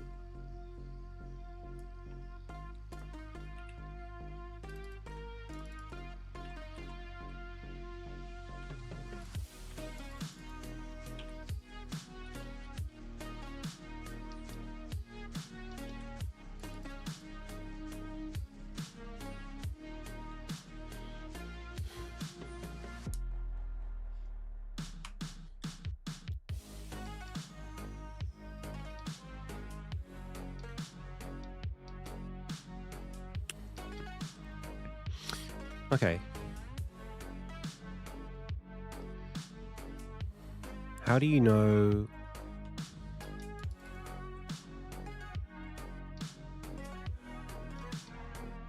I guess there's like a bigger question here of like, how do I know if a game is worth my energy? How do I know when I should commit to one?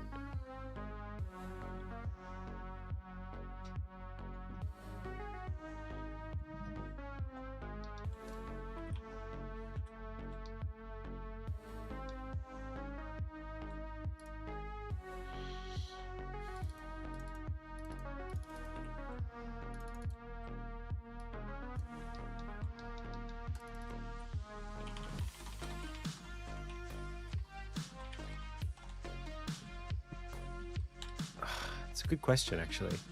How do you know? How did I know Insignia was the one? How did I know that I wanted to do that? I mention it already a little bit later, I think.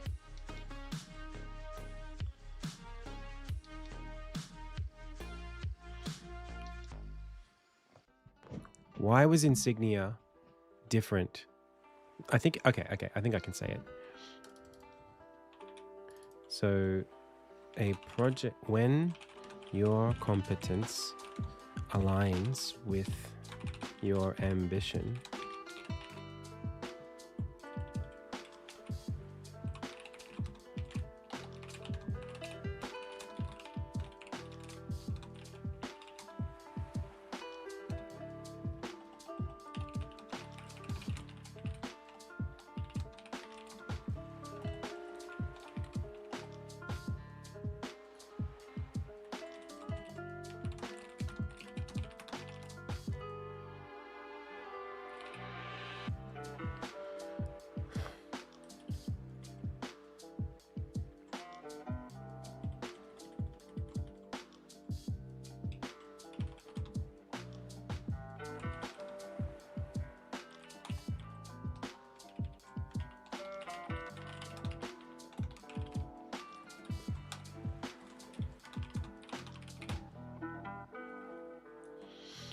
when an idea comes to you that feels close enough to your competence to be worth aiming for.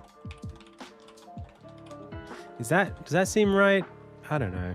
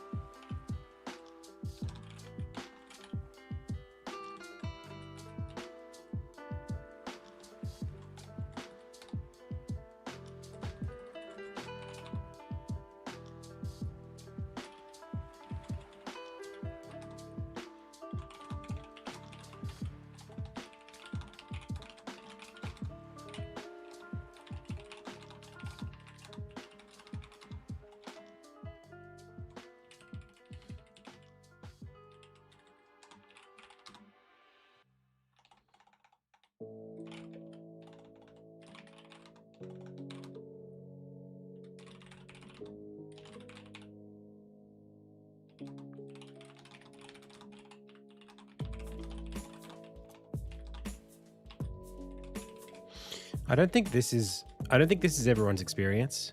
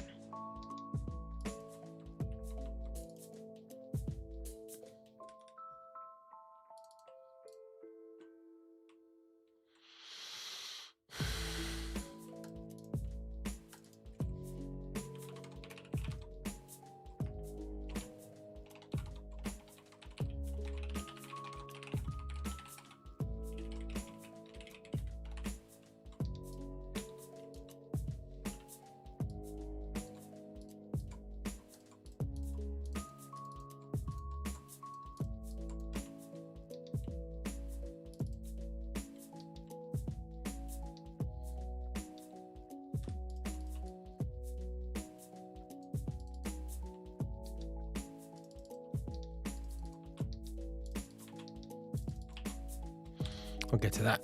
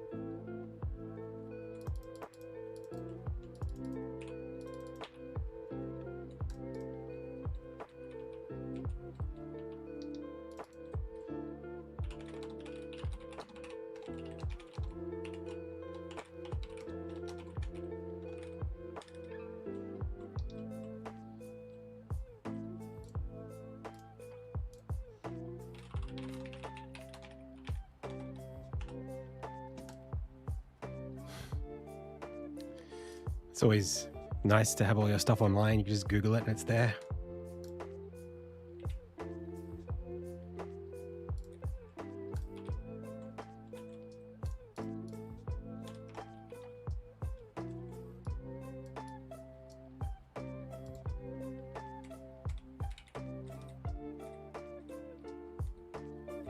Not very good screenshots.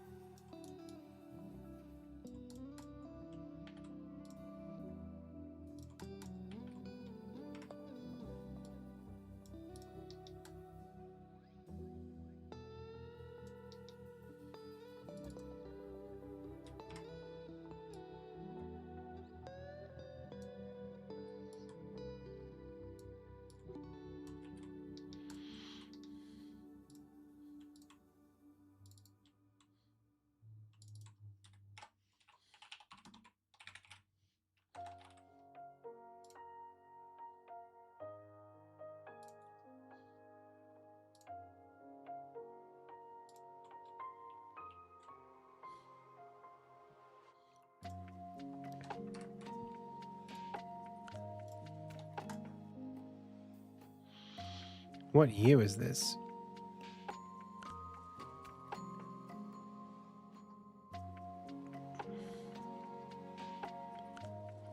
$2020.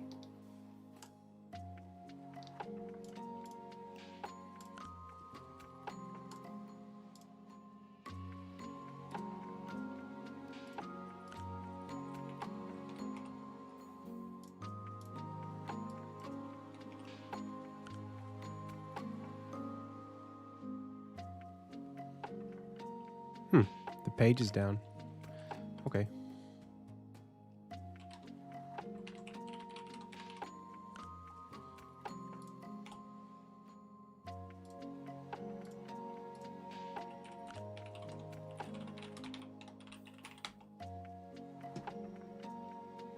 Really?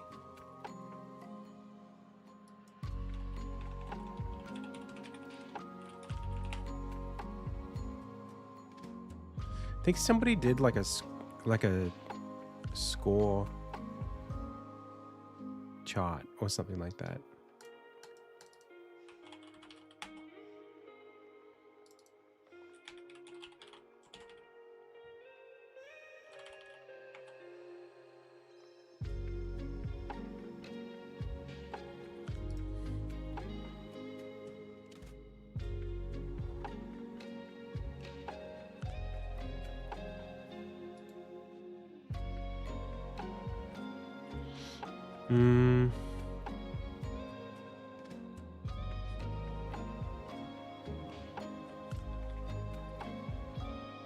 I know this exists.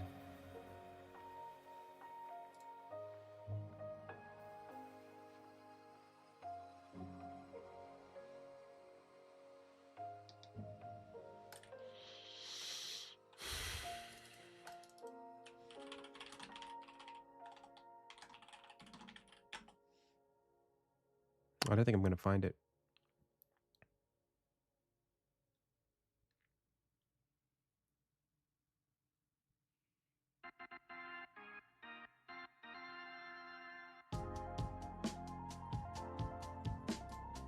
I think I got 8th place.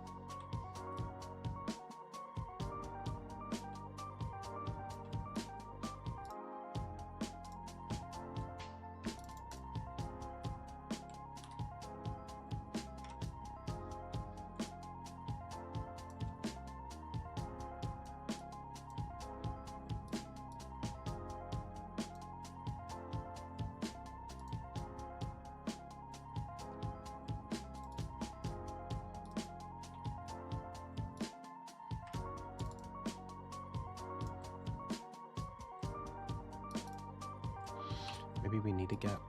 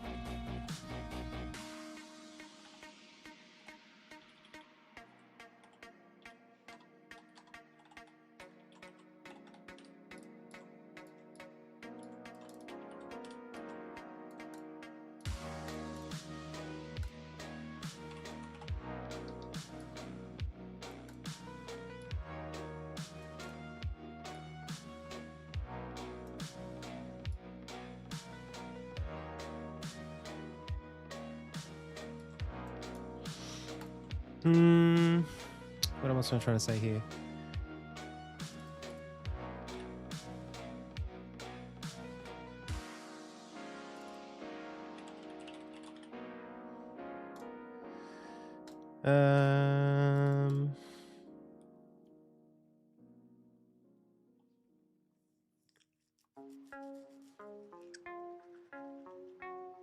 There was something else.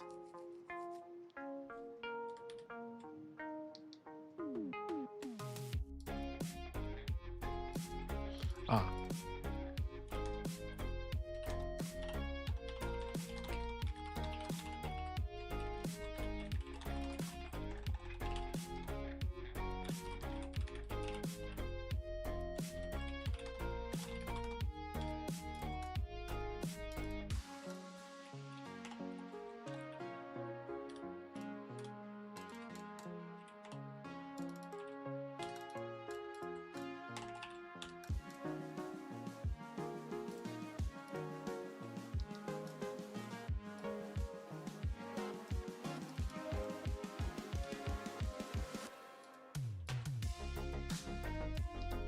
Cool.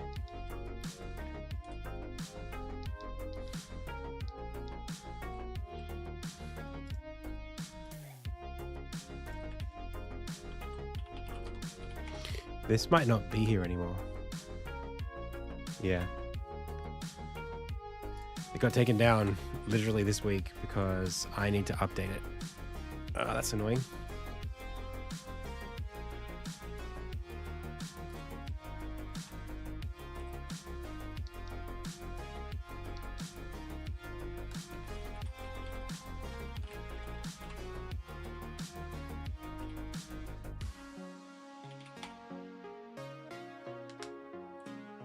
Hey, Marie.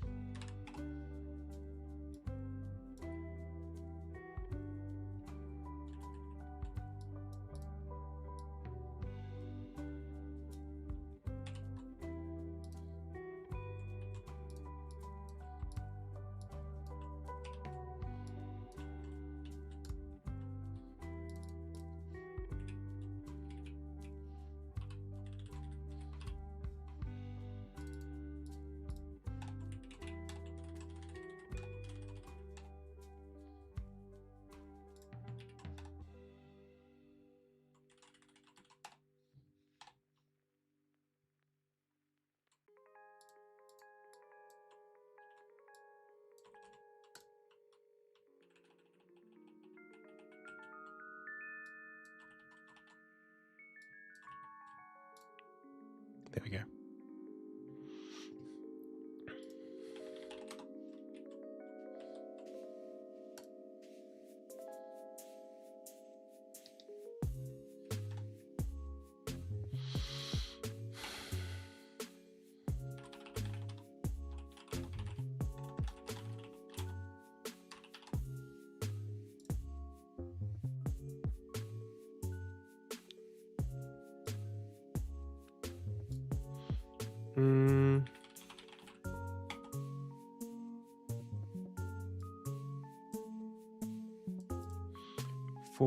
What the hell?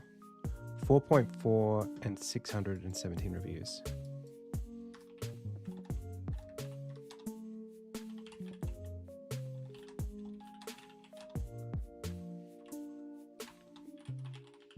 Let's call it 617.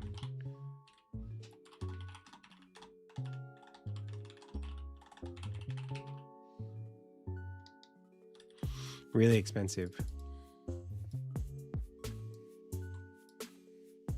Let's call that 9 out of 10.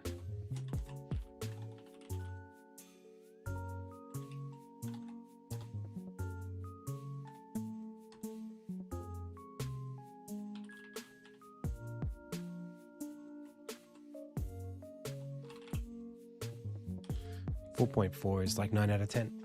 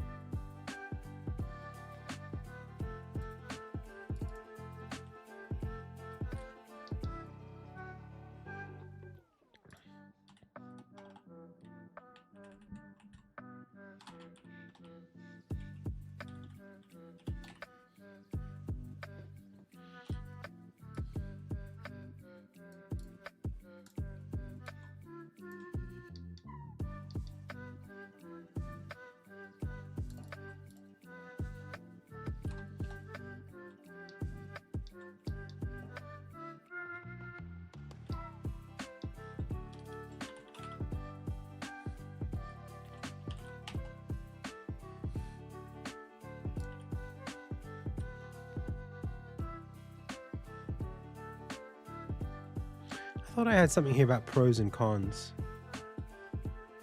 Maybe I deleted that.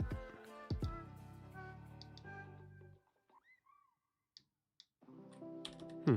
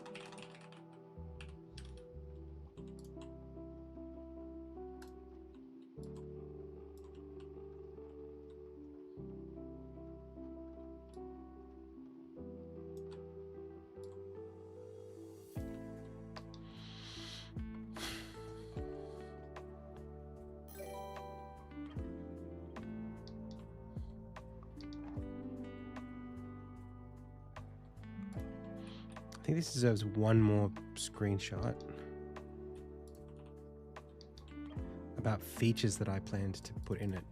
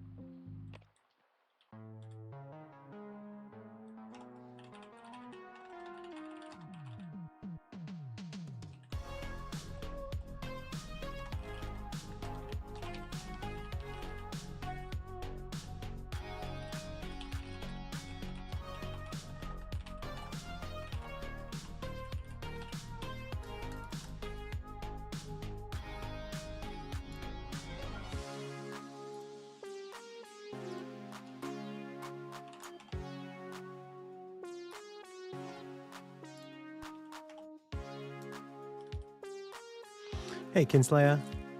Let's go.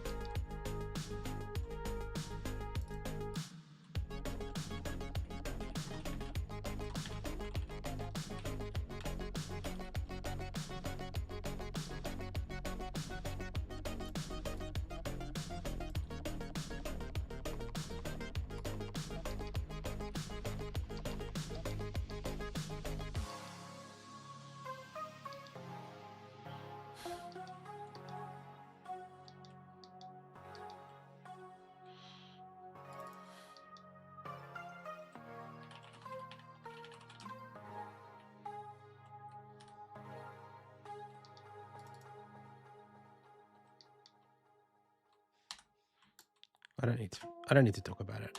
Let's just go straight into it.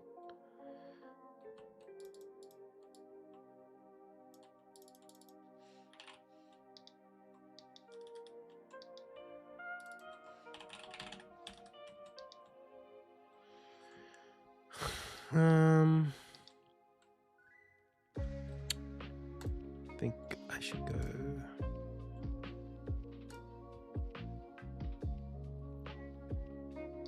I think I have an Insignia page here somewhere. There it is.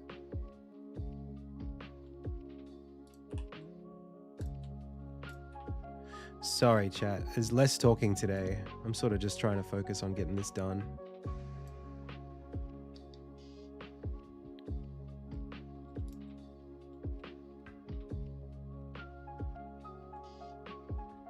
I'm sure there would be a logo somewhere here for Insignia. I should probably just take this.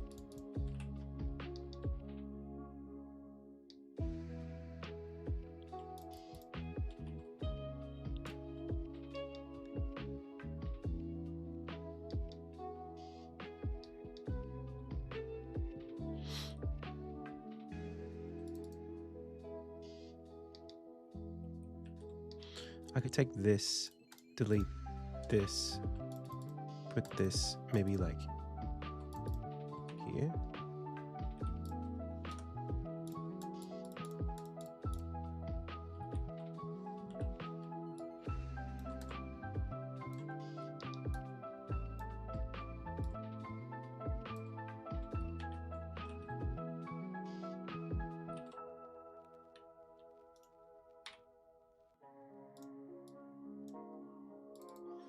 I don't know why that did that.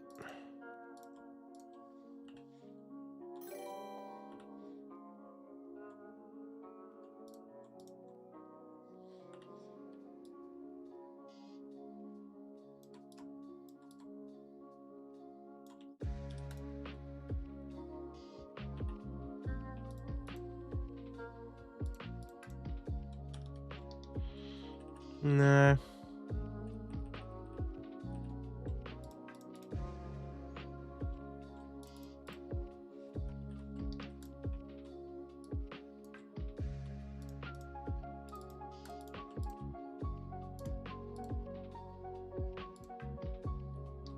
Bro, what about this thing? How do I get rid of that?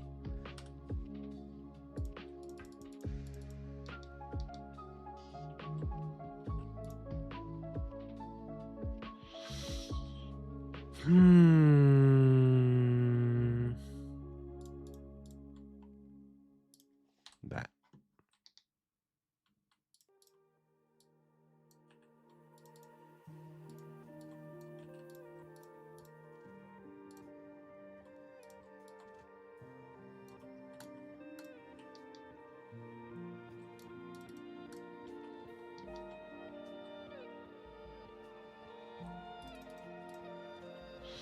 I actually have something for this I could use.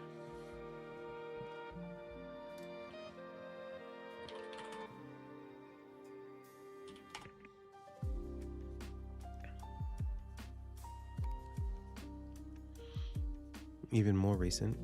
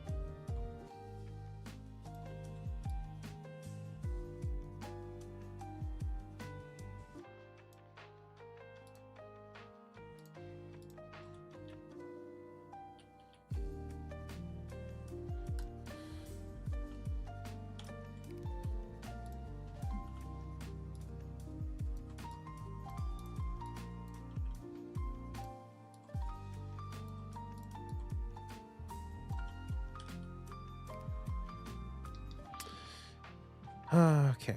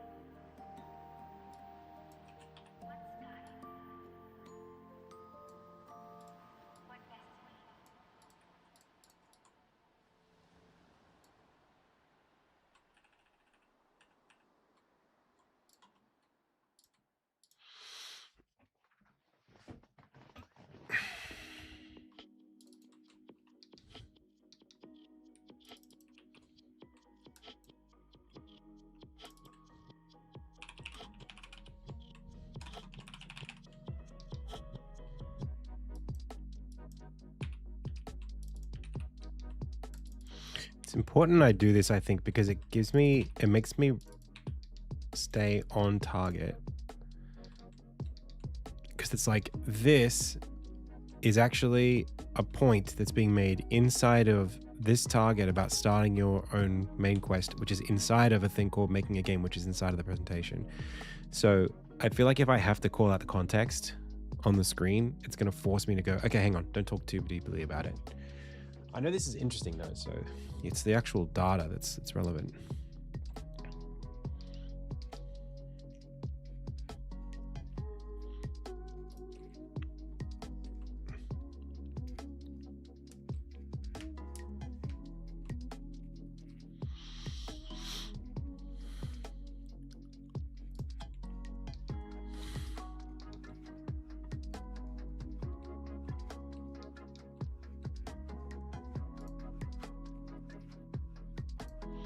I have that screenshot we were looking at earlier.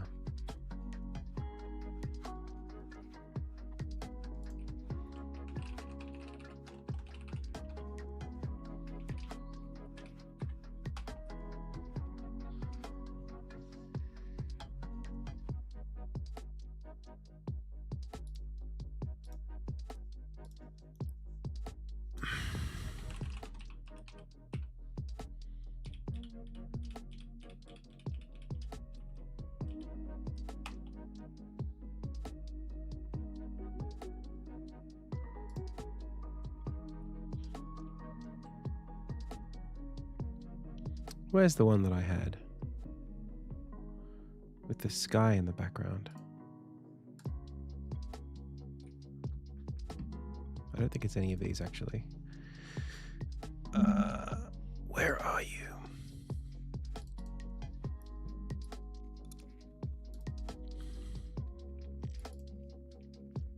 Here.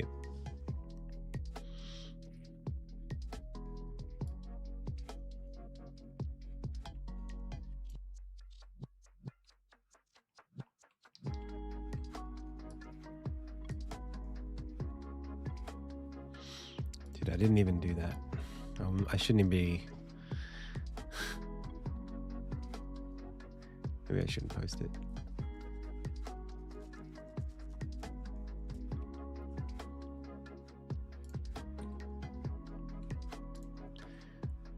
But I did have these 2016 fake screenshots.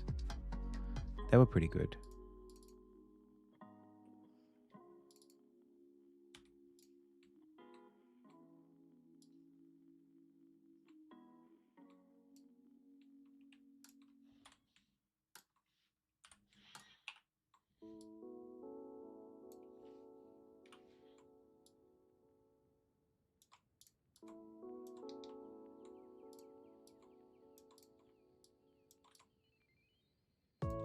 Still really like this palette, man.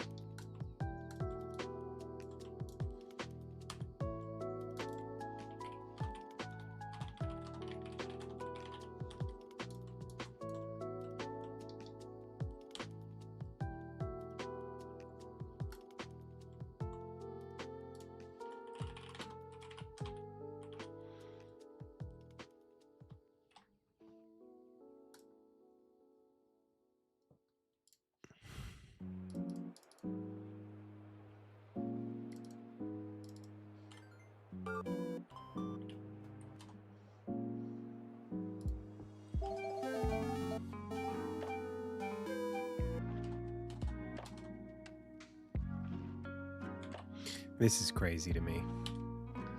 Like this.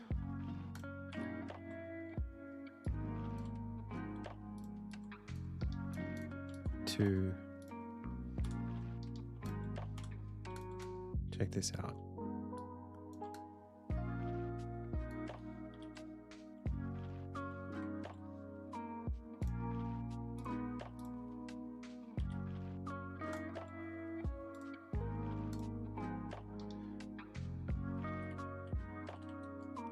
You know what? Let's just put that in front. So 1.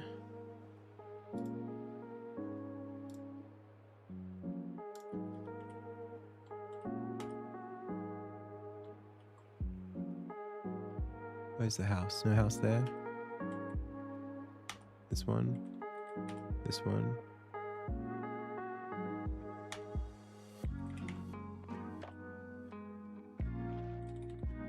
Yeah.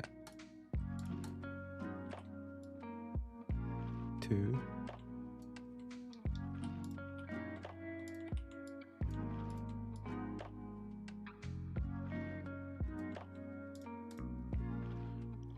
And then again in 2020.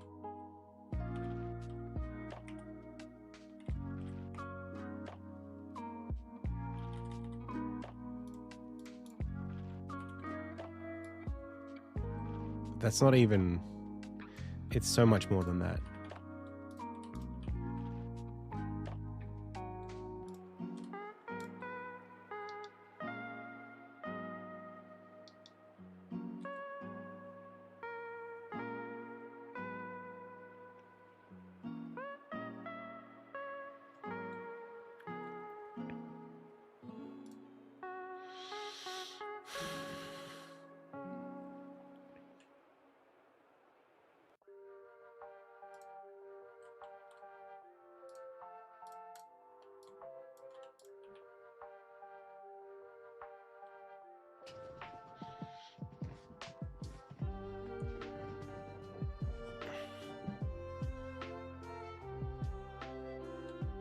I think I might use these 3 slices.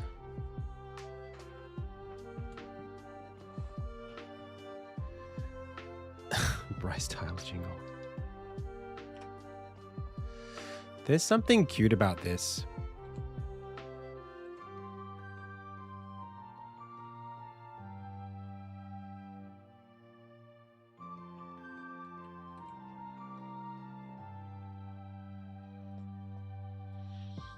I think this would have, I mean, it would never have worked. I don't think I could ever have marketed this. But I think like the game could have been fun with this art style. I don't think that was the problem. I mean, I don't even know. What am I trying to say? There are things about this that I could refine, but I guess that's what I've done, haven't I? It's not that much detailed. It's just better. It's just brighter and more clearly realized.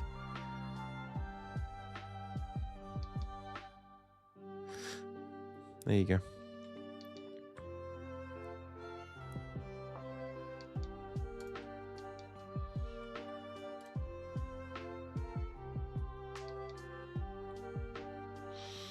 I'd love to put, I think I've got videos, like YouTube videos of that first show versions. Show link here of PAX 2017 demo, and then link here of current demo.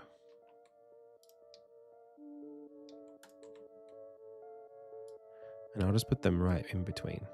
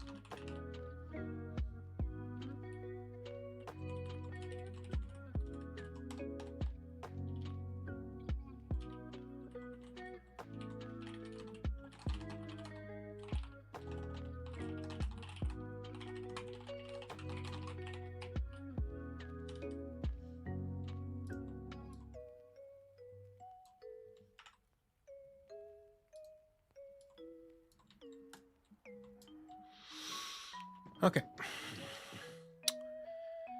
Man, I got so much work to do. What the hell?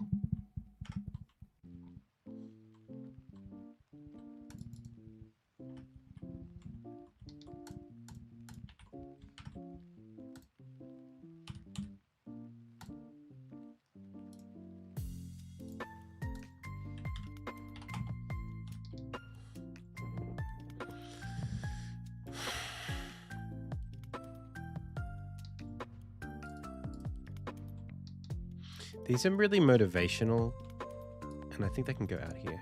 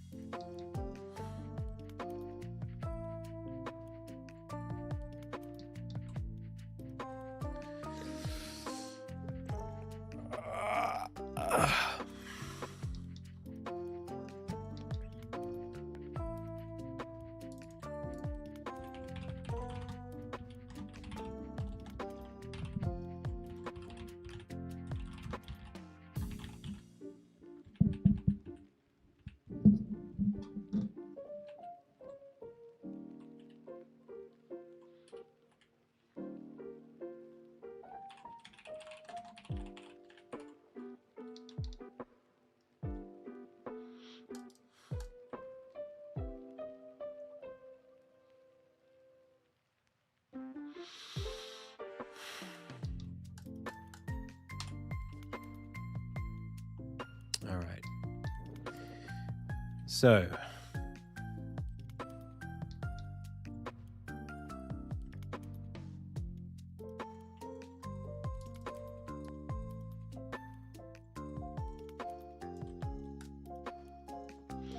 let's do a quick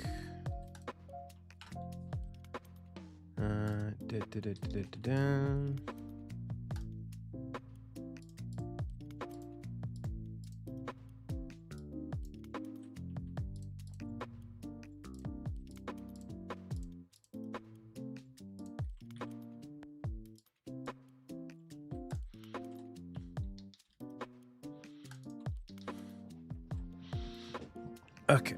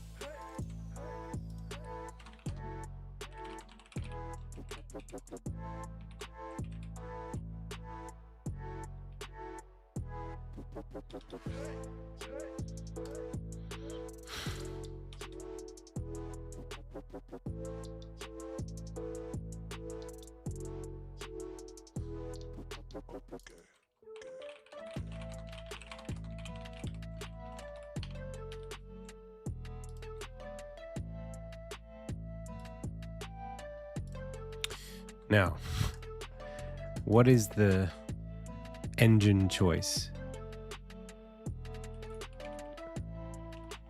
in Elden Ring?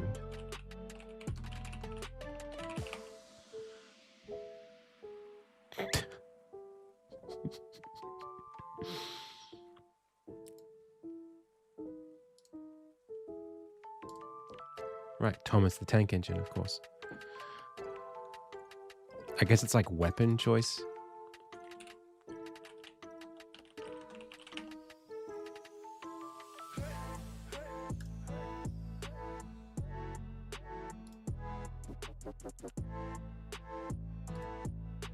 Is it not proprietary? Is what not proprietary?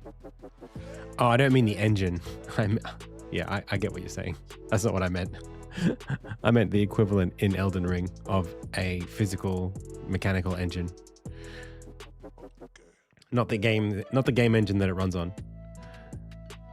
Sorry, that looks so cool. What the frick? That's so cool as well. What the hell?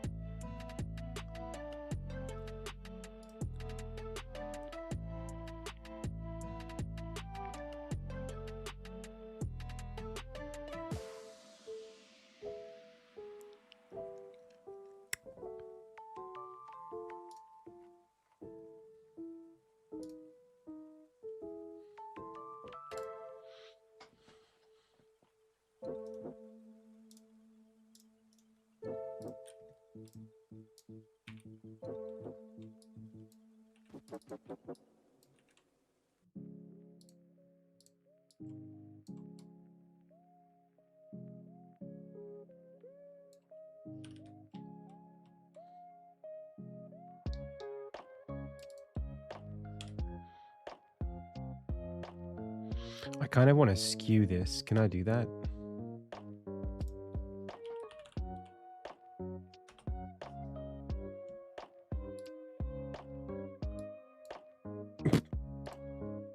Okay.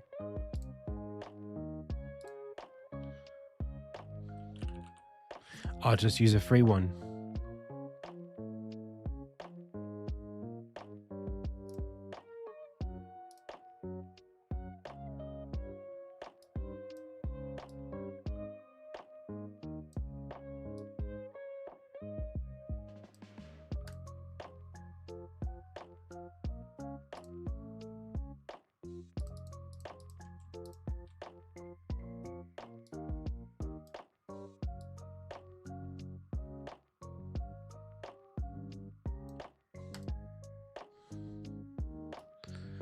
Why are you doing nothing?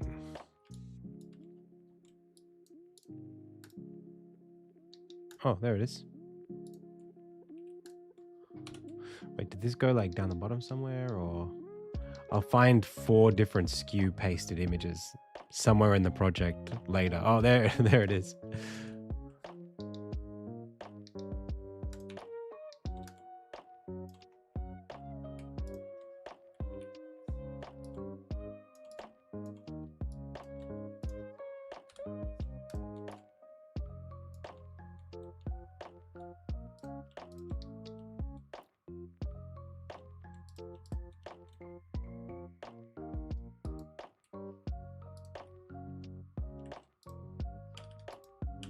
Can I not just like make it bigger myself?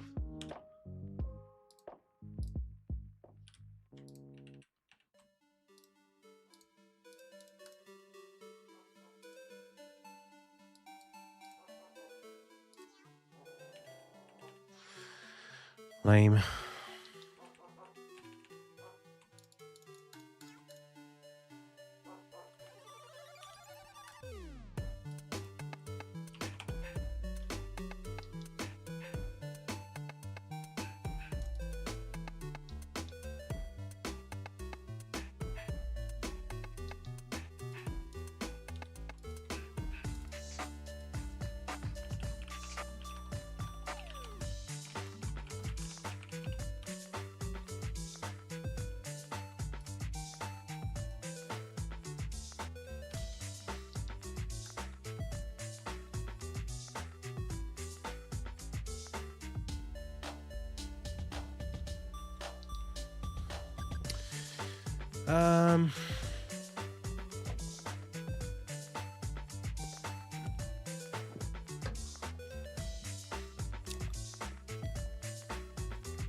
What do I do here? I don't even really know how to say this.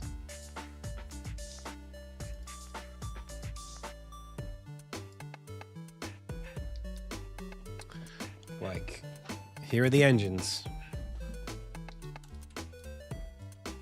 Just pick one.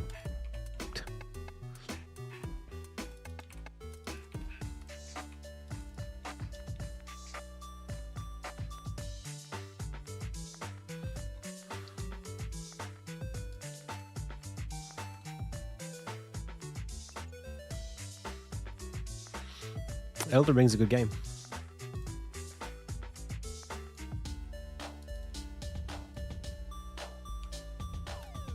I think I have a presentation from somewhere about choosing engines.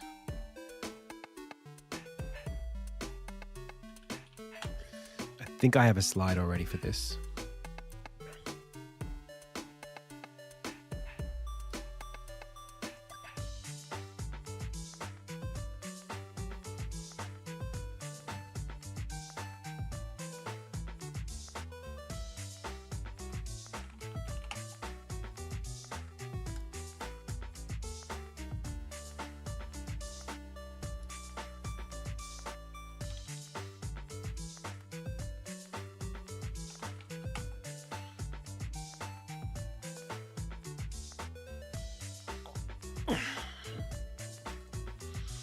What is this? Do you think someone ever tried sound like game but in pixel art? What? What does that mean? Sound like game? Oh, a Souls like game in pixel art? Yeah, it's been done.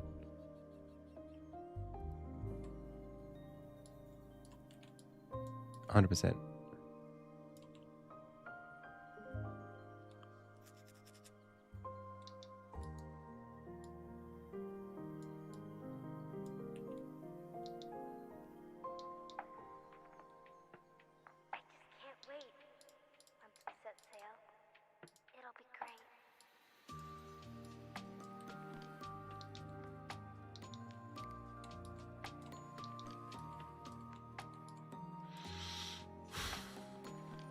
I would add construct in here somewhere.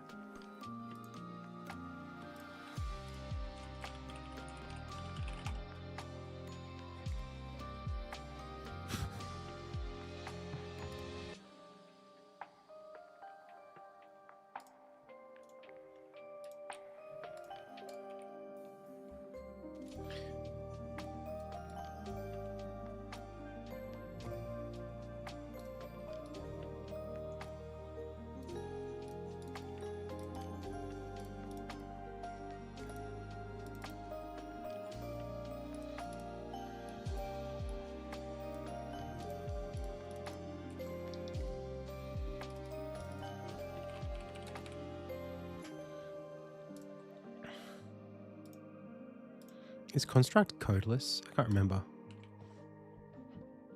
Launch Construct 3.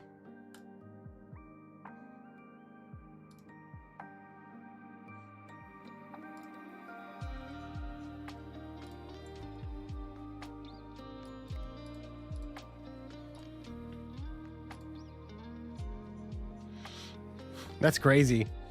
Oh, it's TypeScript based? Okay. Well, That's pretty cool. That's actually really cool. I'm pretty sure Iconoclast was built in Construct.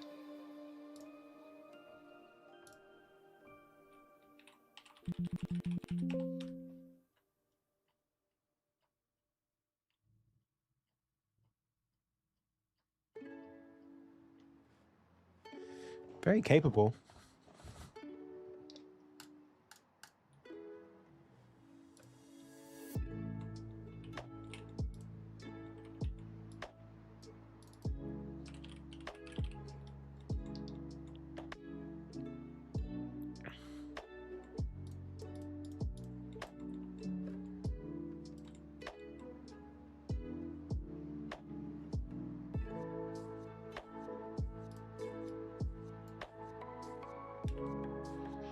G develop? I don't think so. Yeah, you know what? I don't really want to go into these.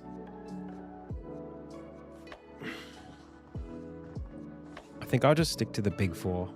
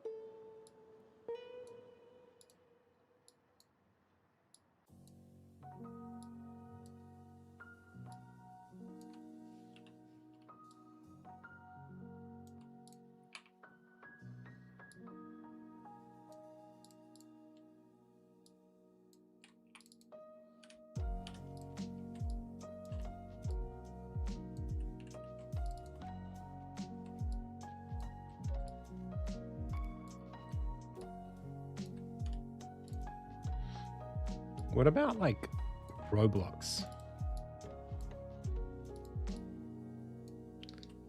What is the Roblox engine's development pipeline? Like, how do you make a Roblox game?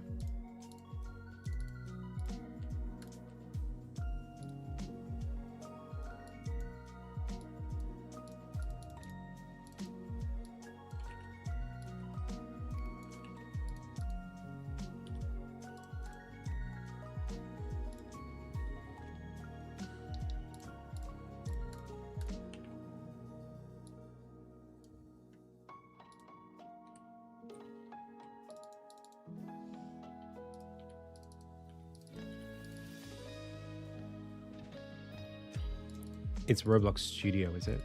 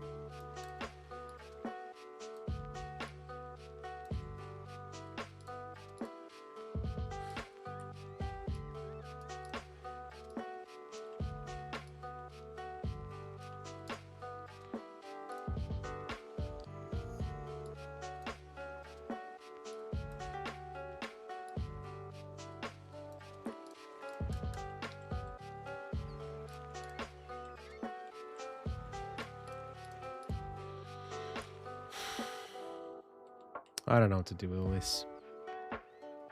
Find a nephew or niece to ask. I heard something today that stunned me. Not today, a couple of weeks ago actually. Why did I say today? I heard something recently that stunned me.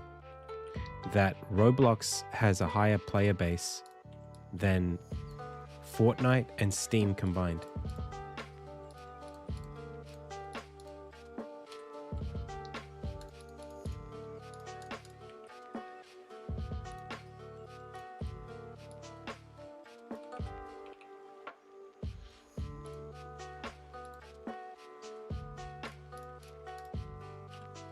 We should be making Roblox games.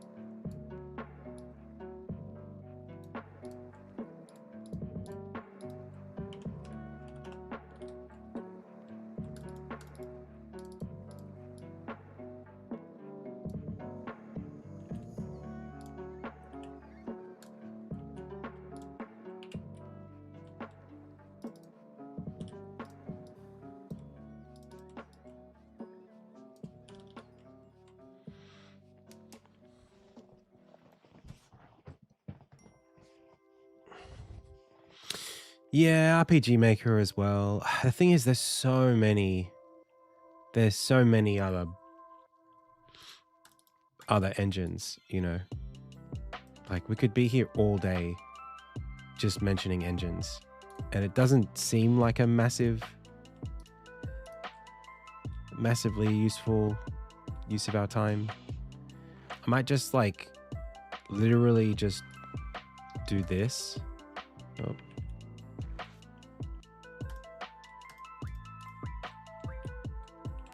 Bro, what's going on? Give me my freaking...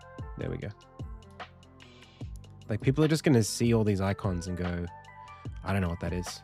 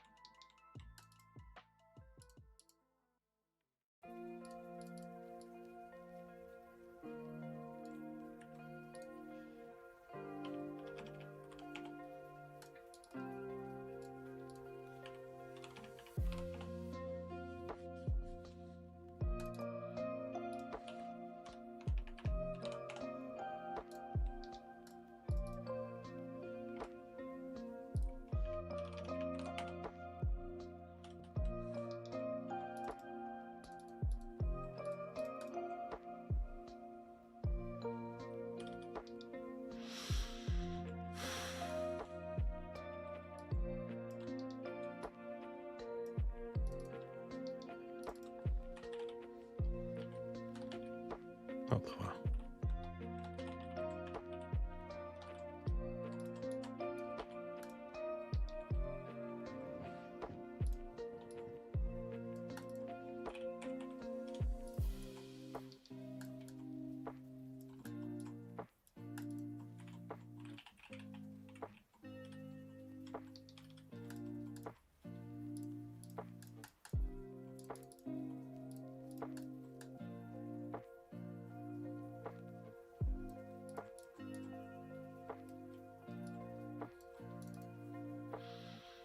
Honestly, I would put Game Maker in this space too, but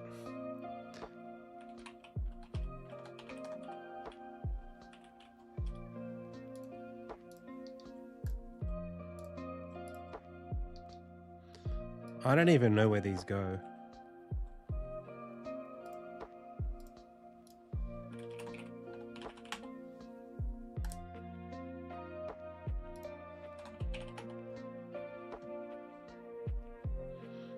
Bro, this is a terrible logo, dude. What the hell?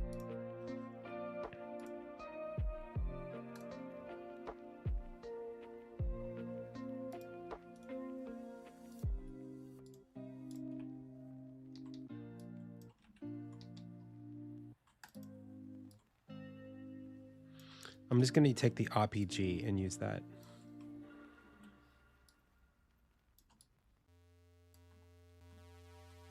Dude, that's a terrible logo. You should always have a high-res image there so that people can copy it.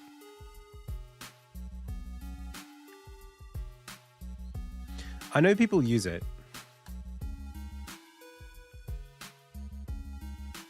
Dude, it's not even, there's like no, like, where's that flat asset go?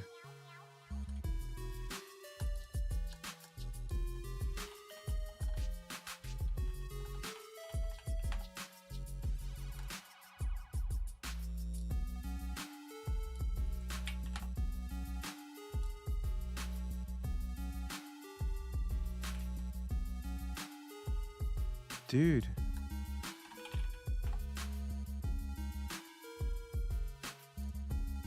What the hell?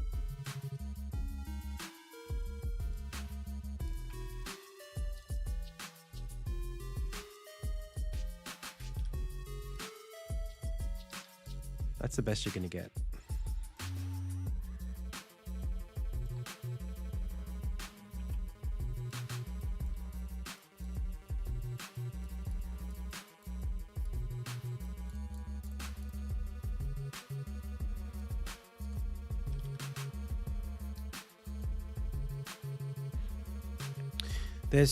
There are so many of these smaller engines. I don't even know how to like approach this faithfully.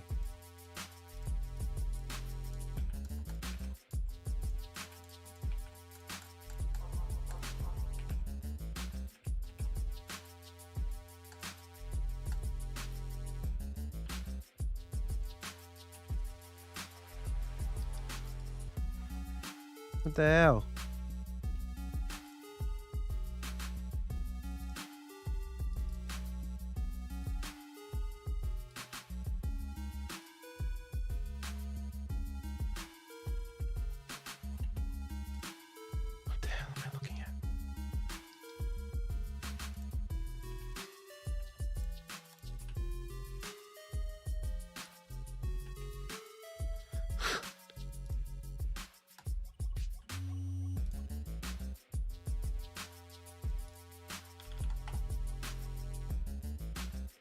I think I see.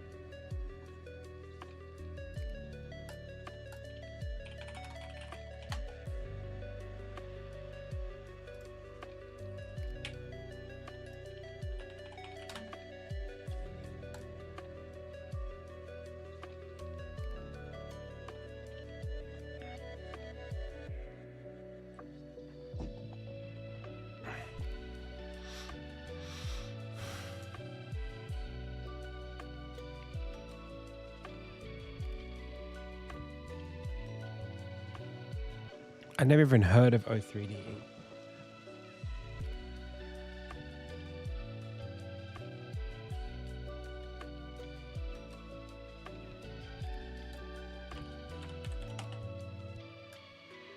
Has anybody heard of this? I'm not interested.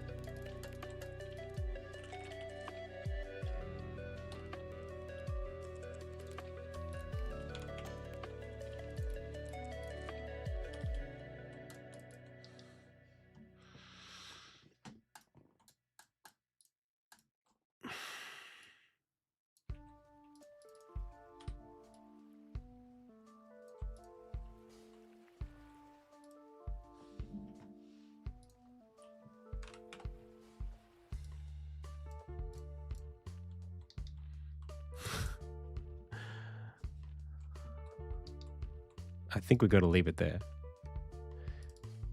It's in my city.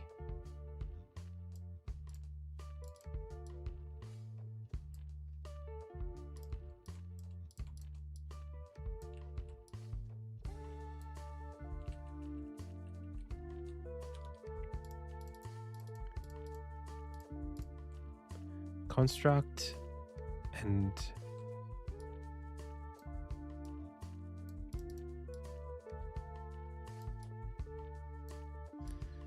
I mean, is Raylib one? Do people use Raylib to make games?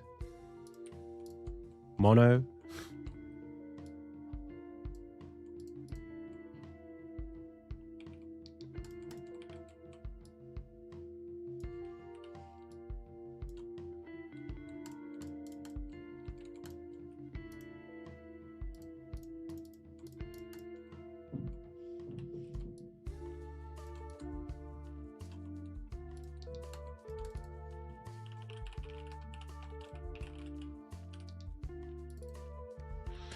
I spent so long on this for no reason.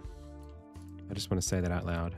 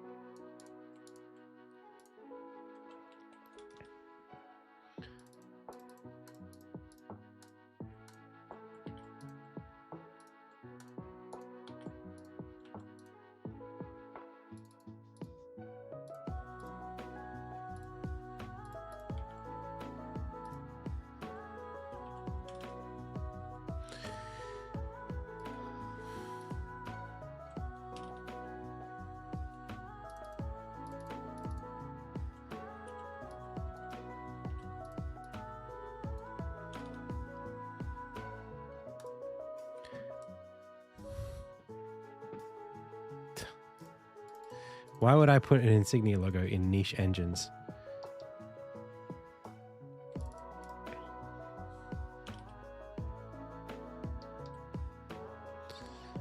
Okay.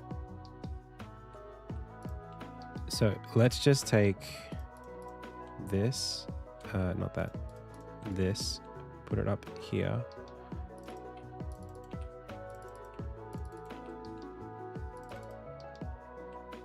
And then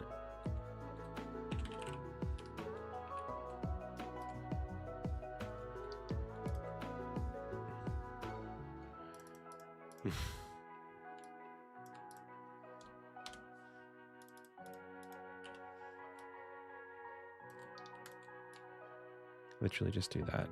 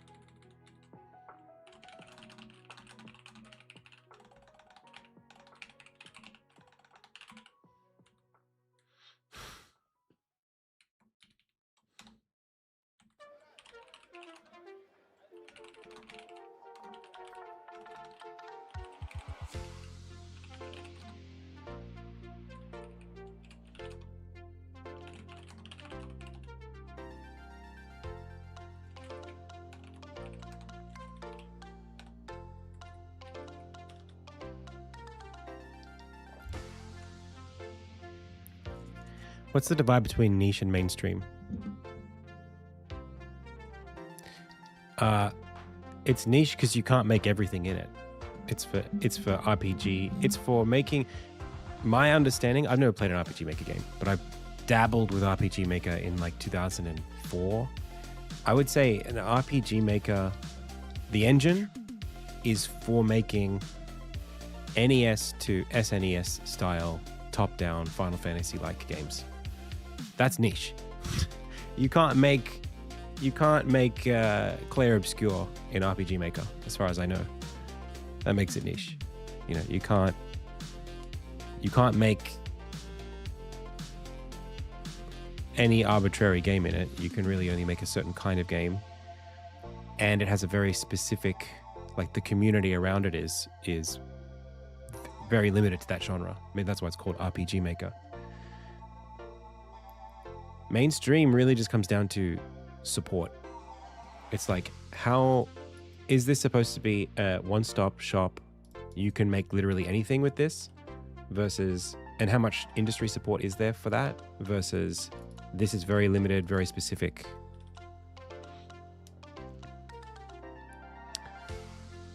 Yeah, I mean, like, this is, I feel like it's obvious. If you don't feel like it's obvious, then I would consider why you feel that way.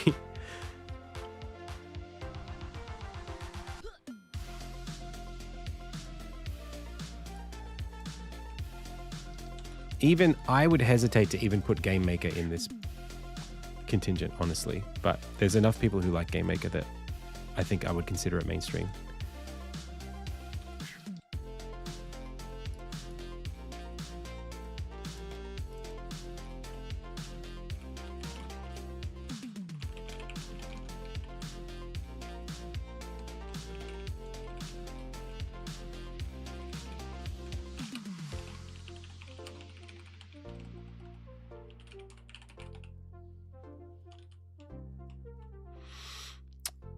Yeah, but there is a difference, in my opinion, between like you can make anything and I would trust this engine to build anything I wanted. Like if I decided to make a game and then I decided, oh, actually, I want this to be multi-platform, multi-language. I want to support consoles. I want to release this game to the world and I want a big publisher behind me. I want to make sure it runs at 120 FPS on all the blah, blah, blah. Like, I don't know how comfortable I'd feel using Game Maker to do all that. Like, it's not that it's not doable, right? Everything can be done if you're scripting. You know, if it has arbitrary code execution, if you can write whatever you want in it, it's probably fine. But at the same time, like as a tool, the tooling and the support, the features as an engine, as a platform, like the runtime, GameMaker it's not as robust as like Unity and Unreal Engine. They're different kinds of things. Like, is there even the difference between... I was talking to someone recently about this, and they were like, oh, yeah, GameMaker, there's no like physics step. It's just frames. The game draws when it can, as soon as it can. And that's how it works. So like the game will run faster if the frame rate is higher. Now, I don't know if that person was a good developer or a bad developer, but that's what they understood to be the case. So for me, if I hear that, I'm like, that's such a far cry from like what like Unity and Unreal, how they work. They're like, I'm not sure I'd be very comfortable working on a game if it did that. If the engine I was using couldn't separate physics from graphics,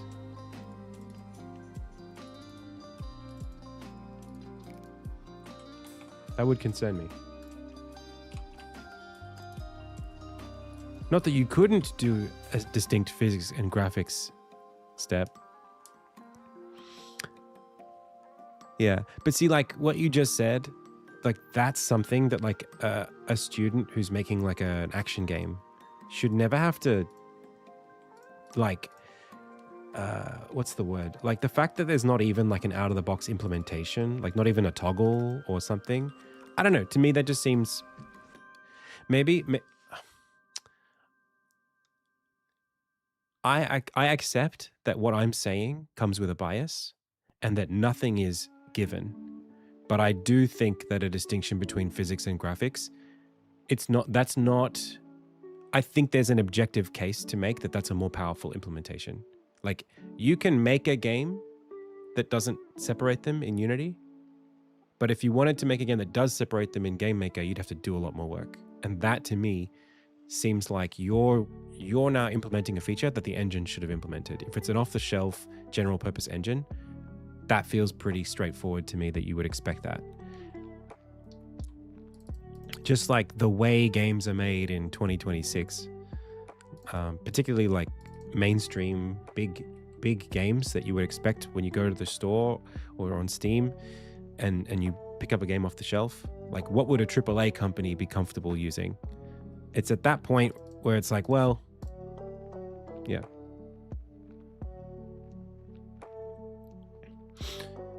Yeah, I mean, Unreal is its own thing. People do it, for sure. I know lots of devs who use Unreal.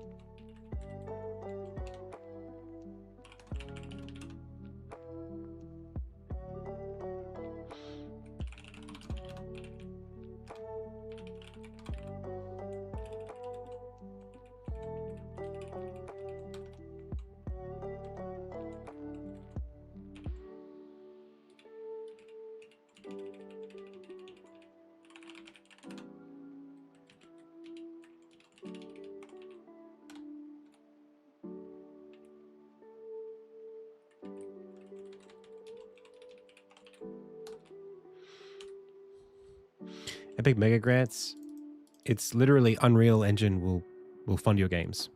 If you're working on something cool, you can send it to Unreal to Epic, and they'll actually fund you. Yeah.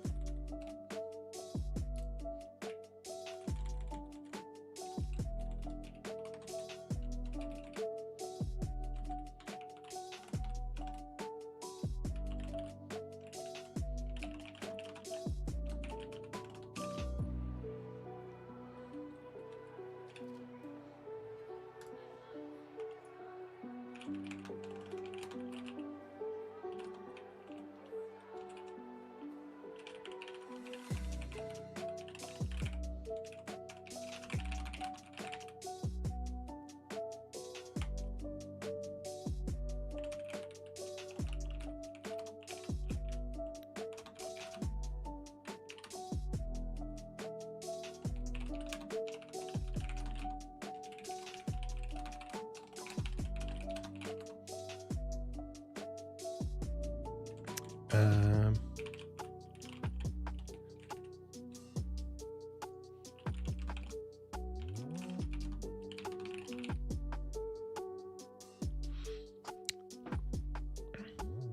I'm not going to mention sandbox.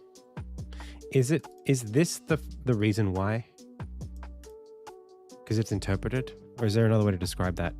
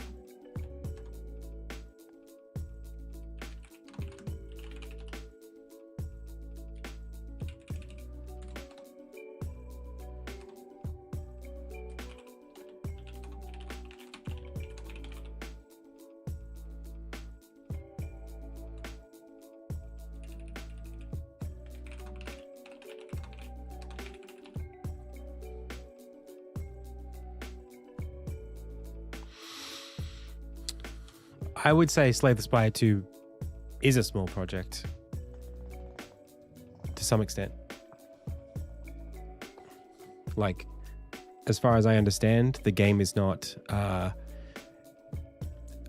like there's like a battle screen, a map screen, a bunch of card assets. The game can be deep, but it's not like it's not a technically demanding project, as far as I know.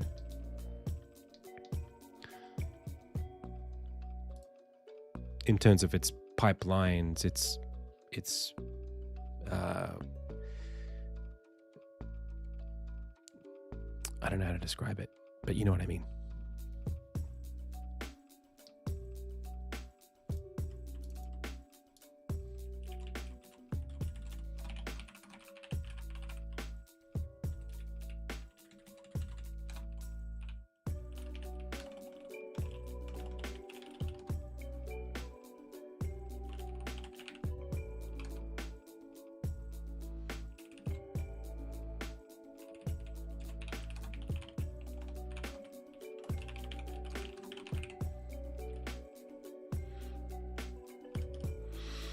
No, I would say, like,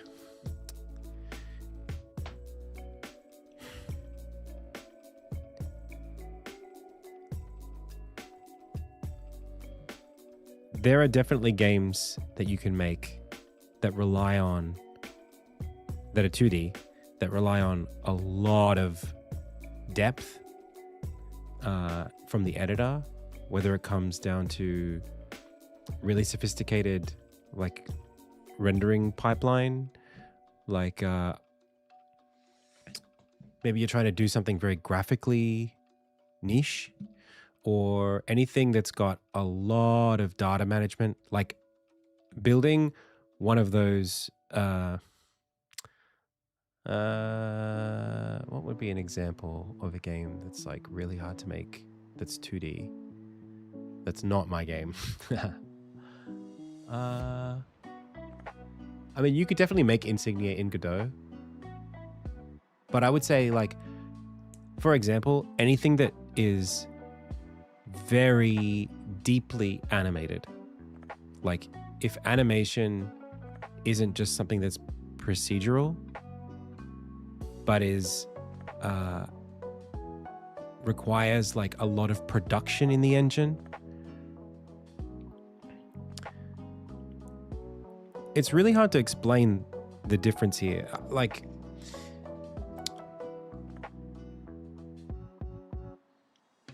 it really comes down to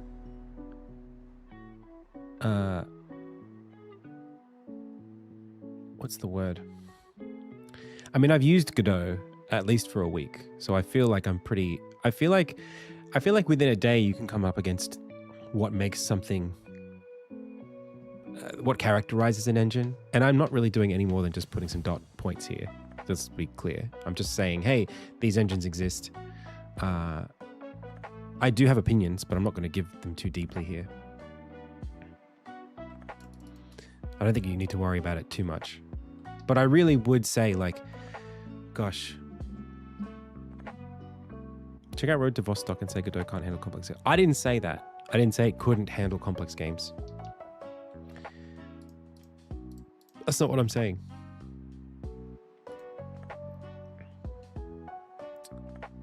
I said it was ideal for small projects. I think you guys are taking what I'm saying too deeply. Out of the box, if you're a Godot user and you want to make a game jam, you can make a small game very easily. If you want to make a complex game, like, I don't want to get into it, but like,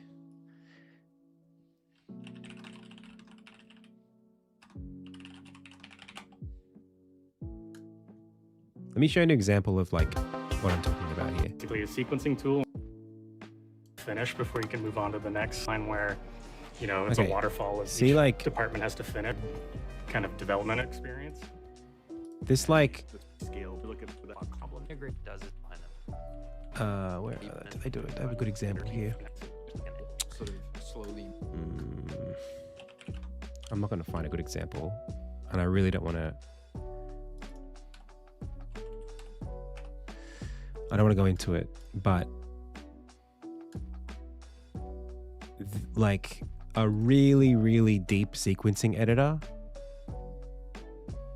for like essentially like cinematics is something that Godot doesn't have.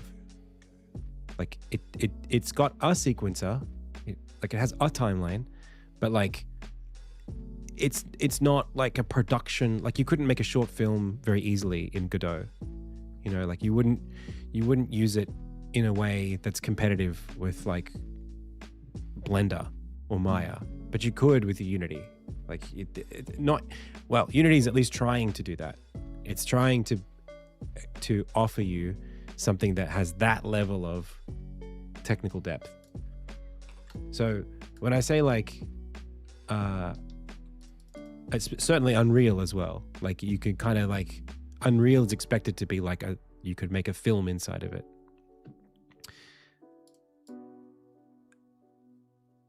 That's more than just you write code, the code compiles, right? Yeah.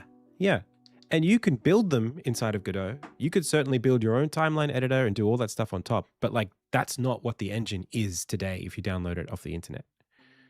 You know, the 64 megabyte Godot project is not a one-to-one competitor with Unity or Unreal in terms of the sophisticated, like in terms of the upper limits of what you expect to be able to make within like out of the box. But again, I'm not saying you couldn't do it. I'm just saying what it's designed for. Like what's easy to do. You know, what does it feel like it was made for? That's what I'm trying to say.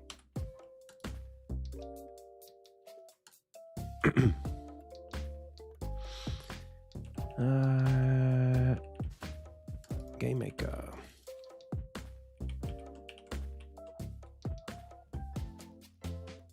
I did do that, but I did that. How do I describe it? I did that with a lot of help from Unity. Like, it's not like I just built them from scratch. In any case, it's not, yeah, let's move on. This is not a conversation that I'm like that interested in the first place. It's just something that I have to mention in this presentation, and I don't have that much time for the presentation left. So I'm going to try to hurry up.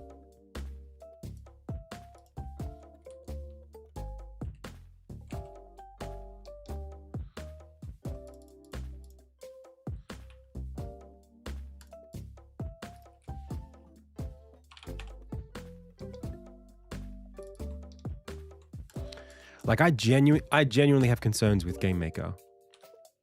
I know people who use it don't, but I do. And I think that, and I wouldn't say this in the presentation, but I really, well, maybe I'd nod to it. I really think that if you were someone who didn't know anything about programming and the first interaction you had with programming was Game Maker, and you intended one day to work in a company that made games using an off-the-shelf engine or an in-house engine, I think you would be struggling. You would have a lot more to learn than someone who'd been using Unity, because you'd have to unlearn certain things. You'd have to be re-educated on like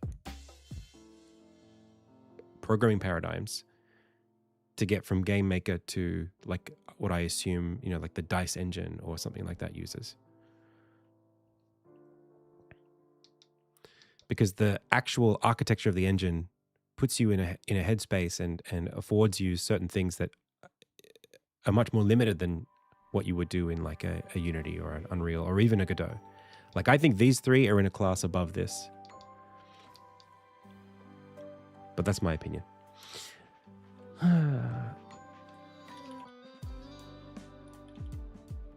Anyway, I think that's fair.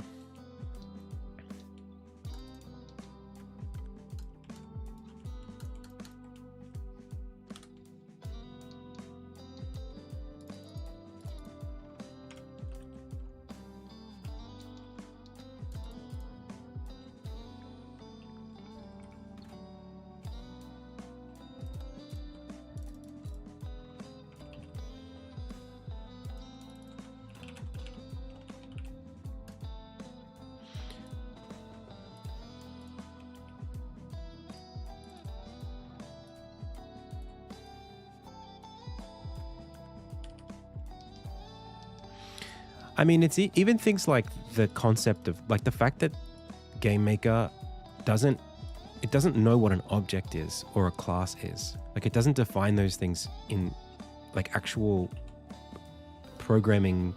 Like, I mean, maybe I'm like object oriented pilled, but like the concept of a class and an object and instancing are really strange in Game Maker. Like they don't use the terms in industry standard ways, which really bothers me.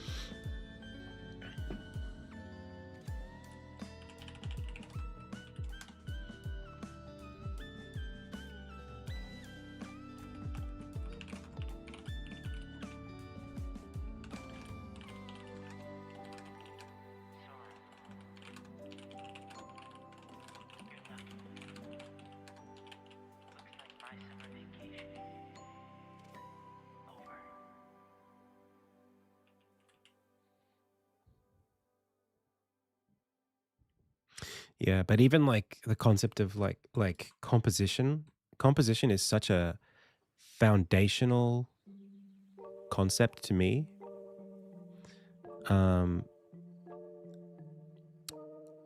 That Game Maker like fundamentally does not allow you to do, at least at an engine level. Like the scene hierarchy being like strictly non-nested means that you can't compose an object, an asset in the editor out of many other assets. You just can't do that. So like the fact that your scene in Game Maker has to live in your head, you have to compose it,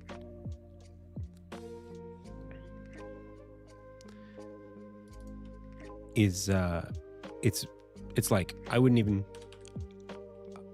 feel like at that point you might as well be using Love 2D. Like for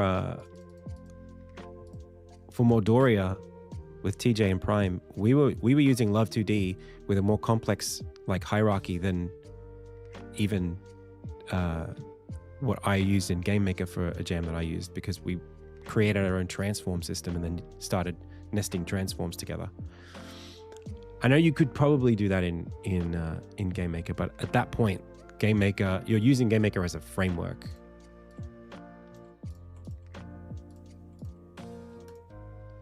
Anyway, I'm gonna leave this here. Maybe we'll just chuck Bevy in there just for whatever.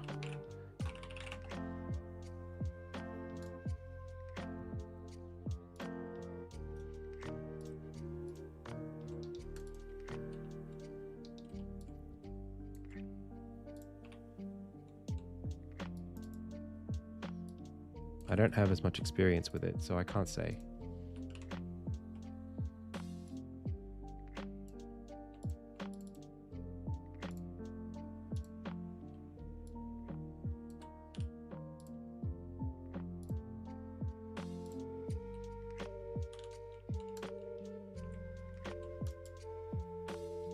You know what? I just want the birds. This one.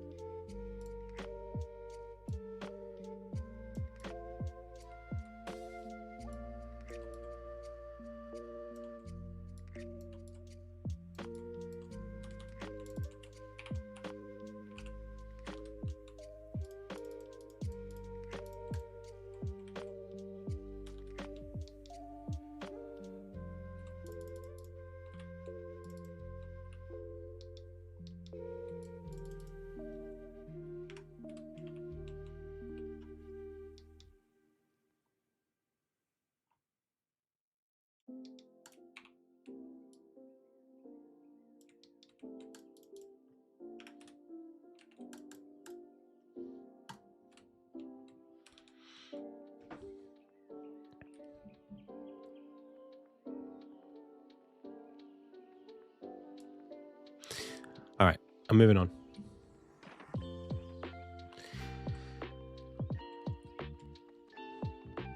Oh, dude, I'm so not far along in this project, in this presentation.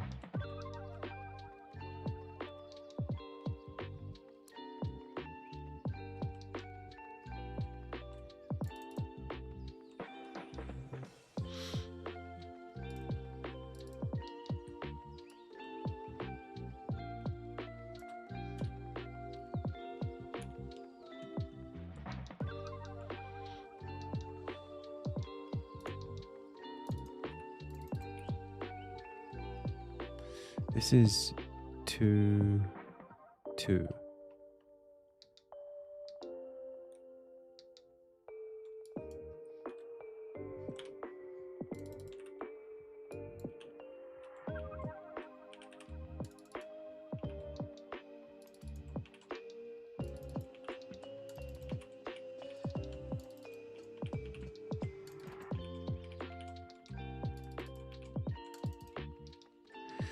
Okay, so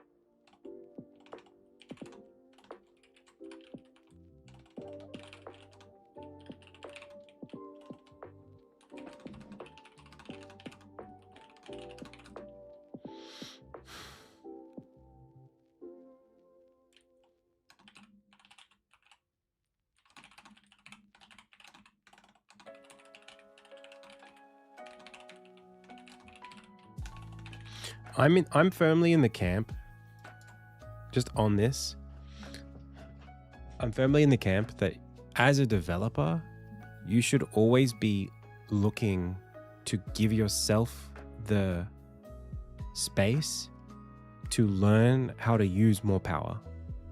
It's so valuable to be able to, if you see some opportunity for your game, like it was a 2D game and now, oh, what if you do this in 3D? If you're in an engine that can't let you even try that, it's like you're inherently limiting yourself. As a beginner, those limitations are valuable because you're not going to get distracted. But as like a professional, if you're just wanting to think about games as an art form and just play, you need to be able to be competent enough to make whatever you can think of. So limitations can be really valuable, but I wouldn't strategize your career around working in a limited engine unless you, I don't know, unless it was just a hobby for you. That's the way I see it. Working with constraints versus breaking them. Like, no experience is bad experience, but I would just be really careful about getting stuck in what you know if what you know is limited.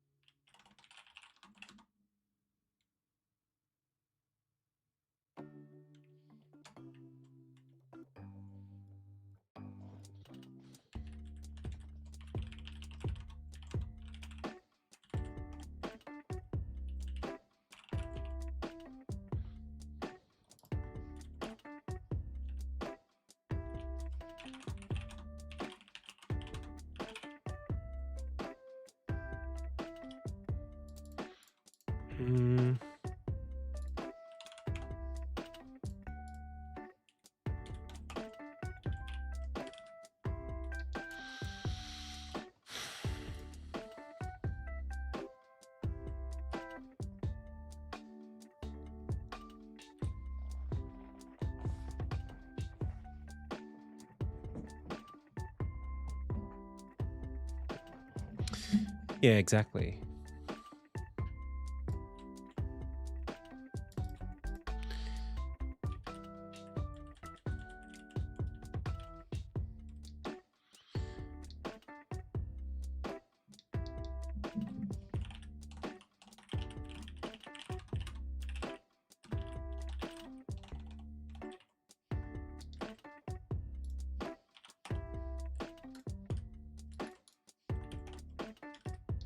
I don't know how to frame that question correctly.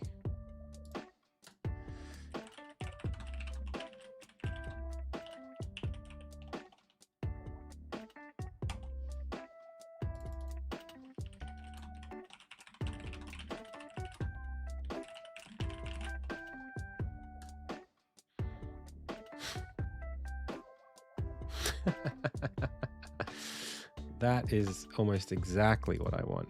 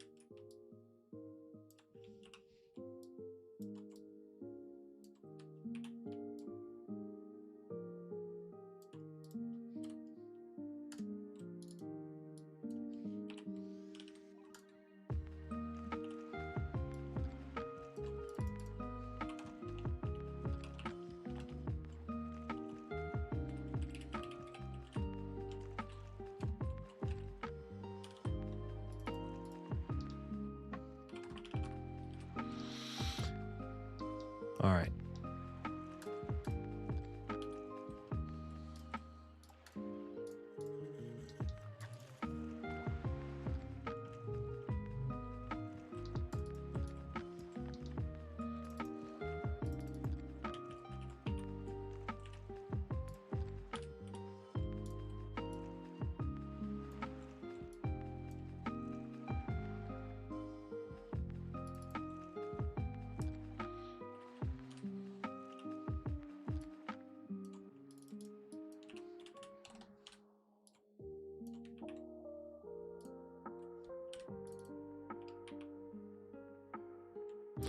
Whoa.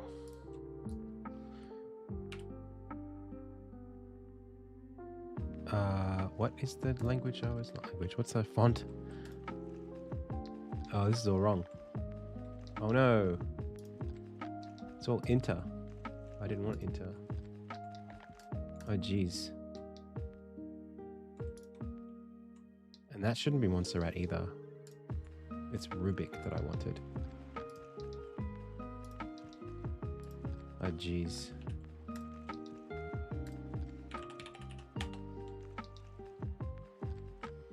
That's Rubik though.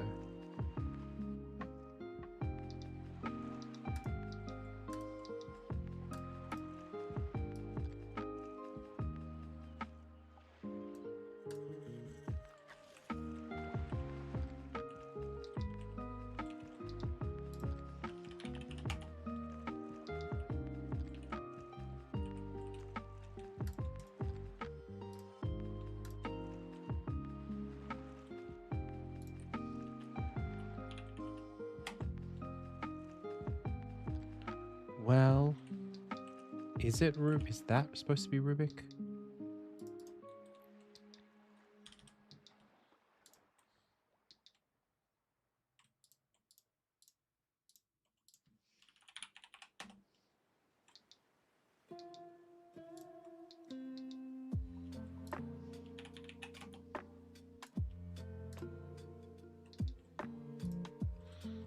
Bruh.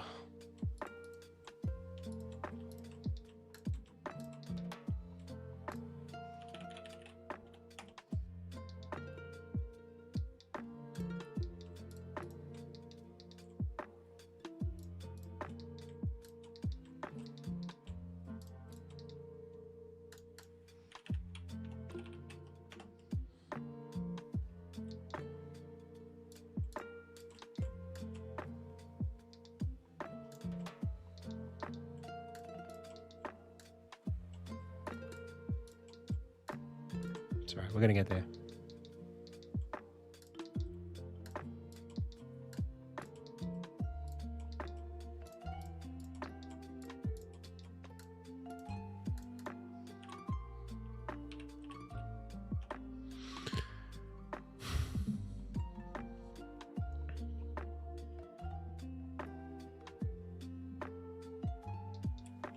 Alright.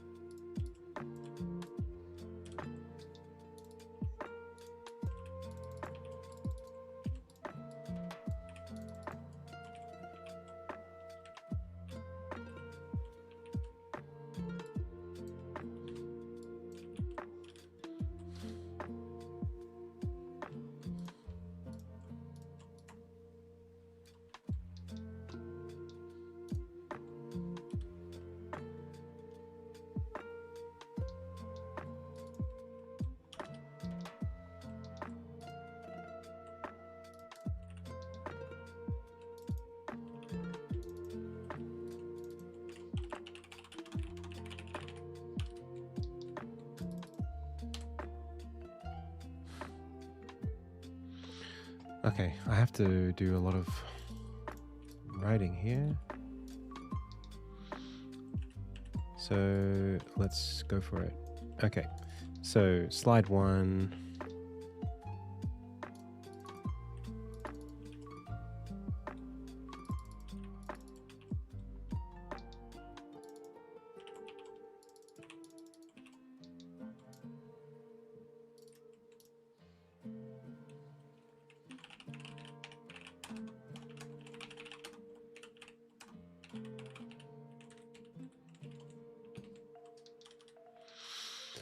Okay. So, first thing I want to talk about is where they started. So, started as just text and portraits, fixed position at the bottom of the screen. Then they went to and also simple linear editor.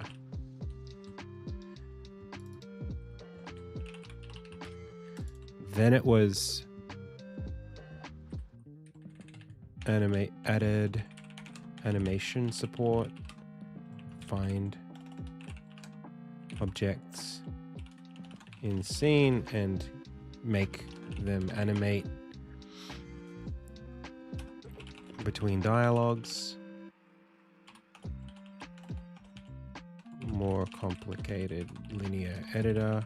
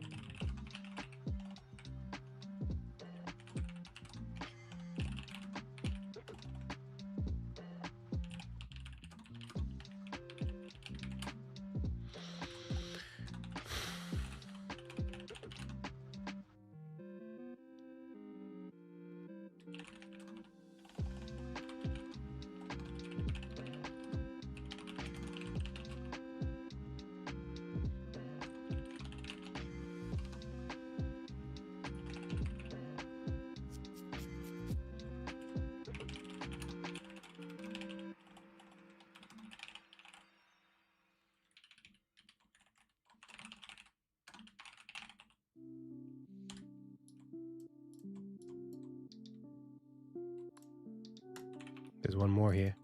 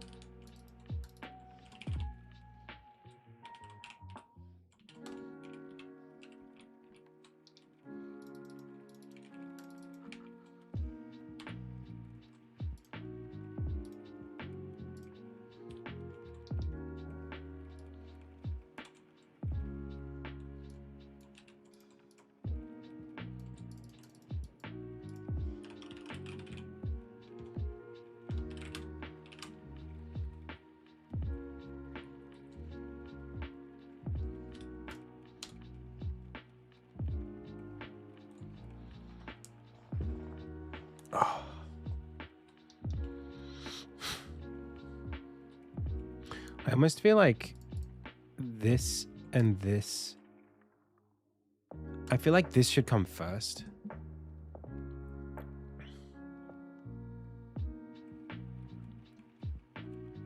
Like just building stuff and then talking about engines and customization.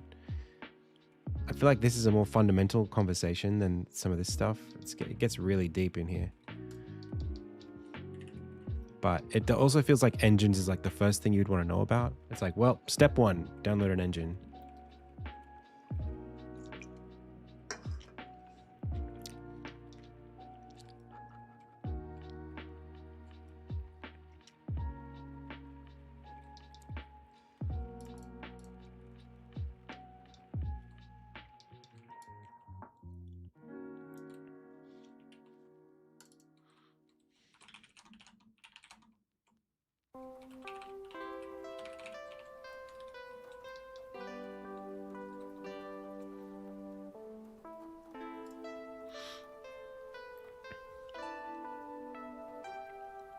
Yeah.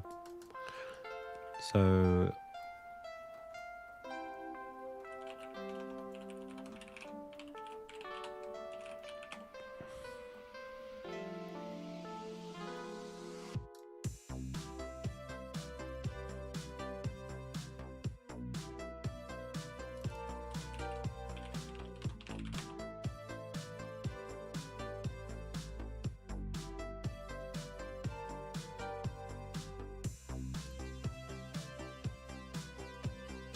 that's beautiful.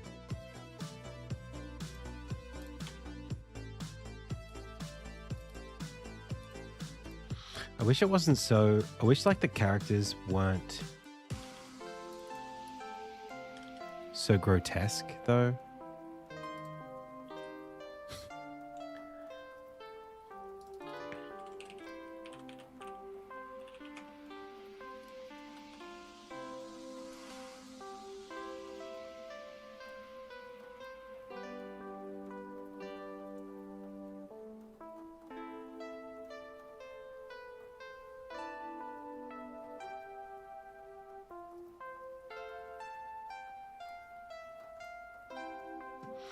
Yeah, Rani's cool, but like I want to show something that's like a beautiful fight, maybe.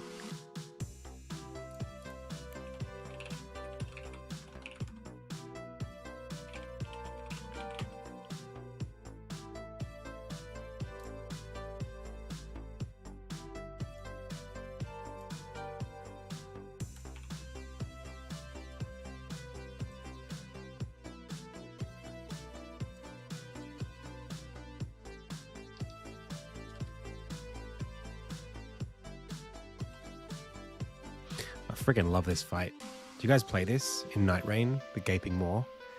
It's insane. It's an insane fight.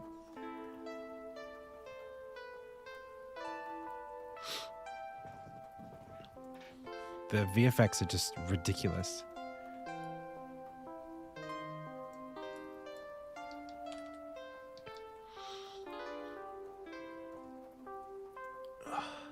Or even like the Night Lord. Speaking of Kingdom Hearts.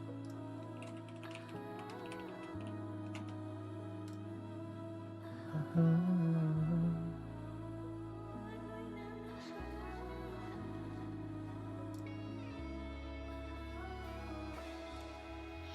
mean, what is good engineering? It's kind of hard to even talk about it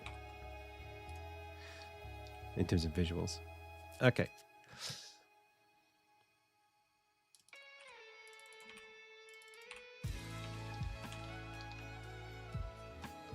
Yeah, the Everdark version is the one I'm talking about. That's this one, right? Oh, no. I didn't play the Everdark version. Sorry. Because there is the purple version, but is that Everdark? Yeah, the Sovereign. Yeah, that's the one I'm talking about.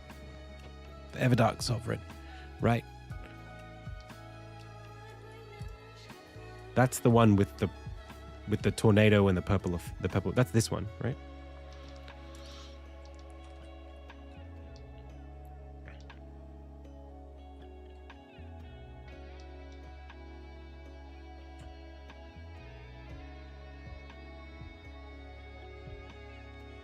Yeah, I loved that fight. I spent so long trying to solo it. I did it once. Exactly once I soloed it.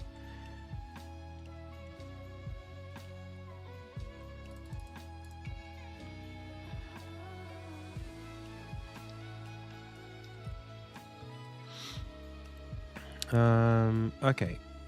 What is good engineering? It's literally just do dependency driven design.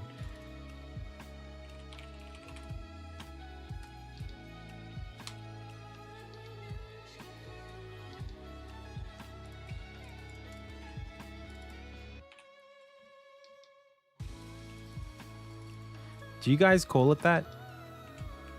Like, if I say dependency driven, do you understand what I mean?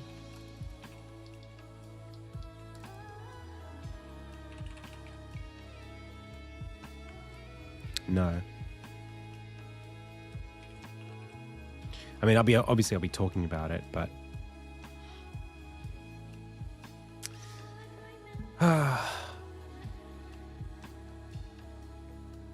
basically, yeah. Go on, Alani. I mean, yes. It's this. I have this model in my head that basically is about definitions, defining good definitions. And when I think about all the things I've learned from making games and working on animation and just whatever, writing the game story, there is this like grand unifying theory I have about what a good definition is, and then how definitions that are dependent on each other should be determined and defined, and then how that goes into a production and how you do prototyping. So like, this is what definitions should be. They should be compact, distinct, and holistic. So a definition shouldn't have more than it needs to do its job. That's the S in single responsibility. It's a solid S. They should be distinct, meaning that they don't, part of what something is shouldn't live somewhere else, above it or out of its scope. It shouldn't depend on something that to describe itself.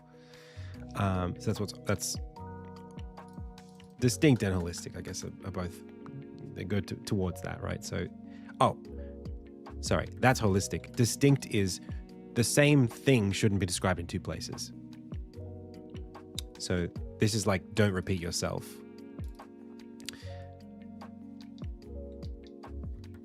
So to me, yeah, that's compact. So like, don't have a bunch of nonsense that's not part of your definition.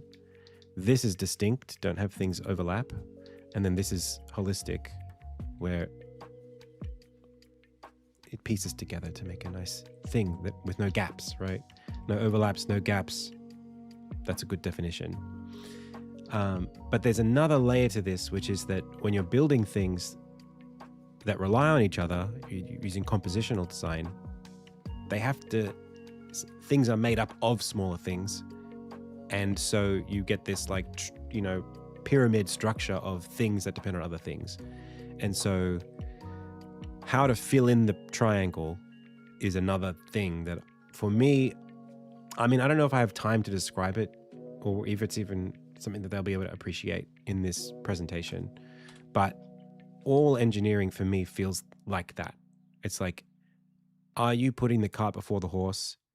Do you know what this is supposed to do? Are you trying to make it do more than that right now?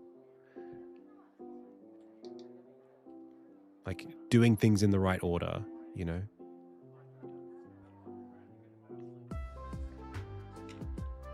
I don't know how to describe that in a way that's really simple, but I call that dependency led, because you're I don't know. It's probably too abstract. No one's gonna get it. It's not solid principles. Like solid principles they have some cool stuff in it. The S is great. Let's go solid principles. Let's look them up.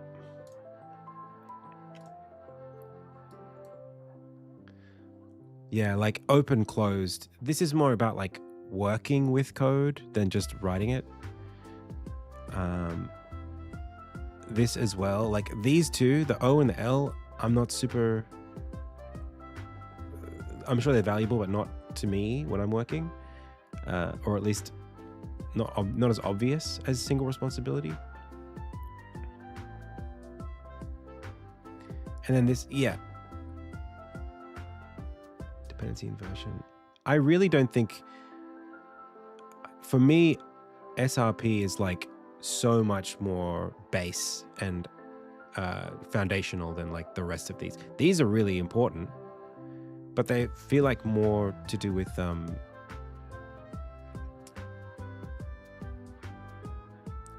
designing around object-oriented code than engineering in general.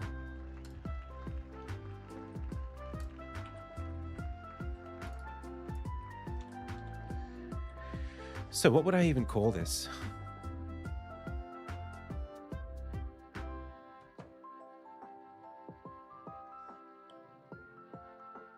Does anyone have a word for what I was just talking about?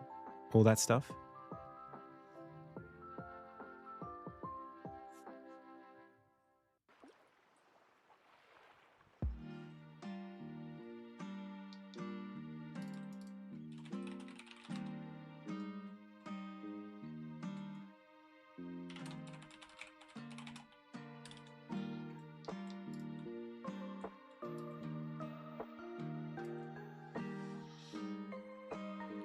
I guess it's architecture, right? That's what this is. But what is good architecture?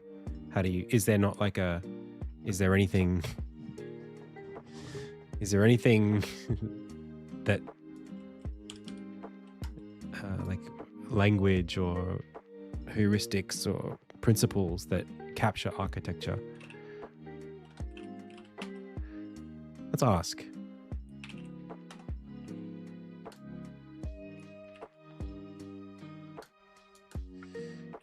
Are there any heuristics or principles that encapsulate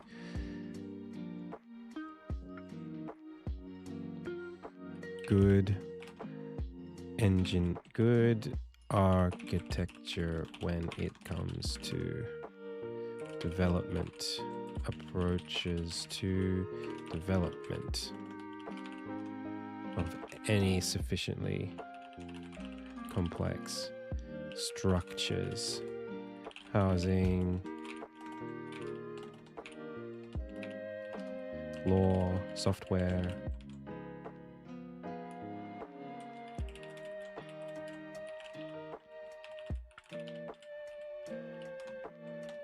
etc. Something to do with definitions, and dependencies. Order of operations.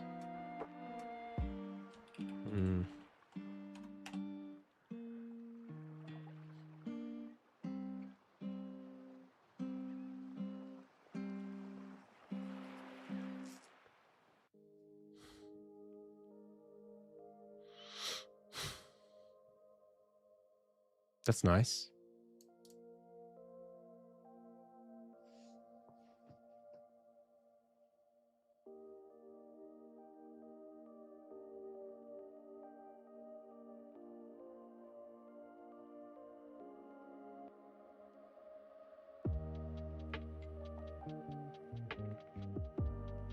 Yes.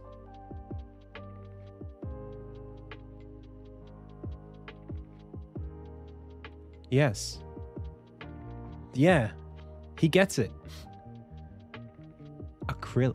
Acyclic? Oh, sure, but that's more of a side rule.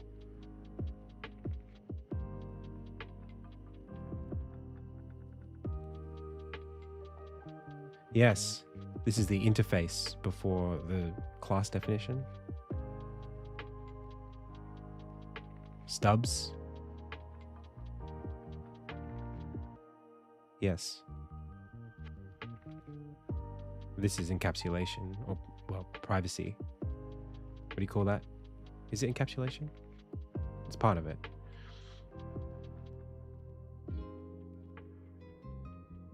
Coupling. Yes.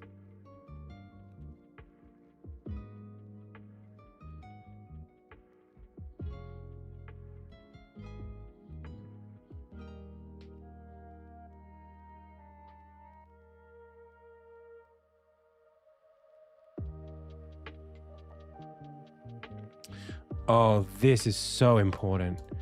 This is so critical. This is composition.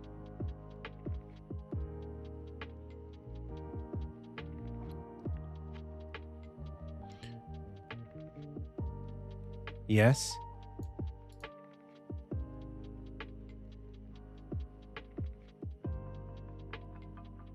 Dude, where does this get taught?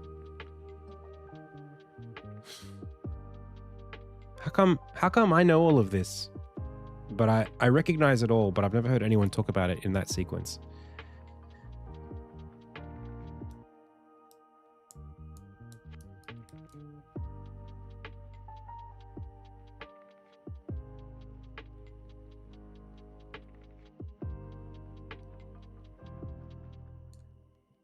Right.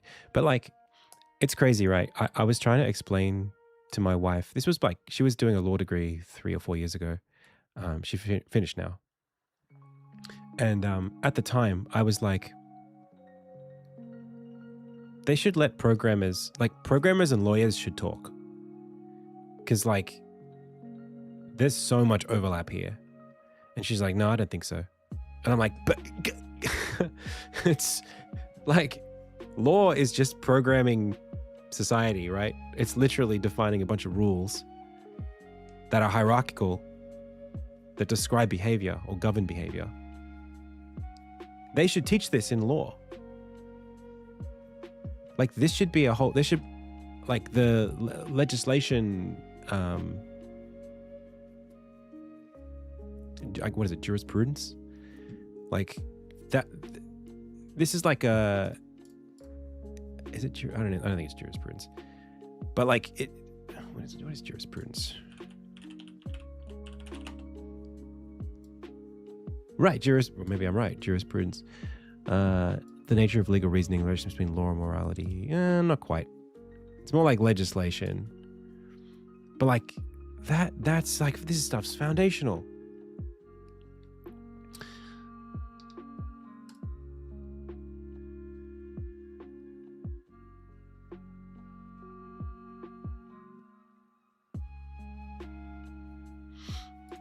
So, okay.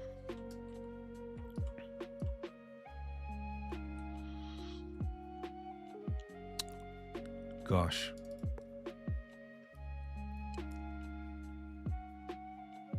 I'm just going to do my best here.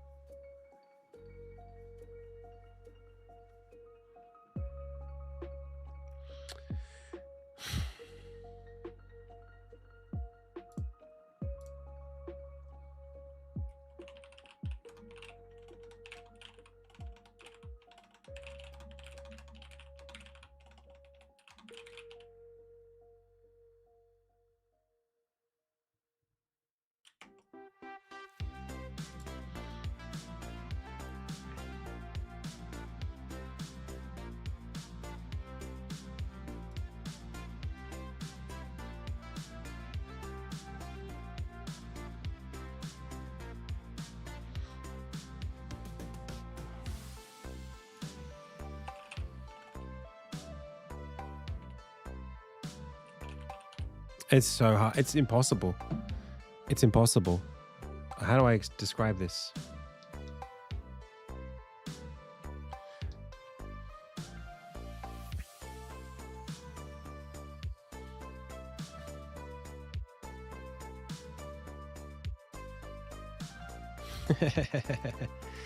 Maybe not in one slide. Yeah.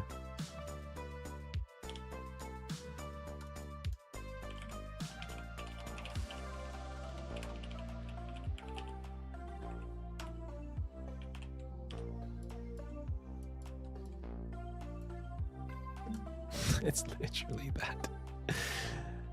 It's like, it's kind of like this thing that I did here. It's really, it's this.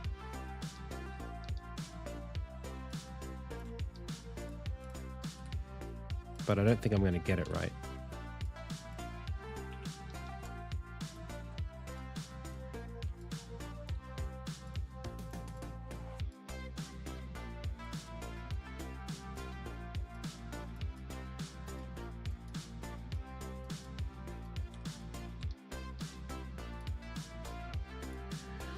That's right.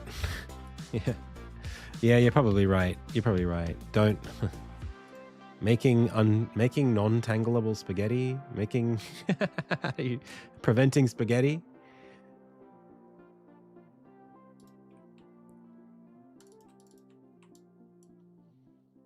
Or like penne, not spaghetti. What's smaller? Alphabet soup. Not spaghetti. How about that?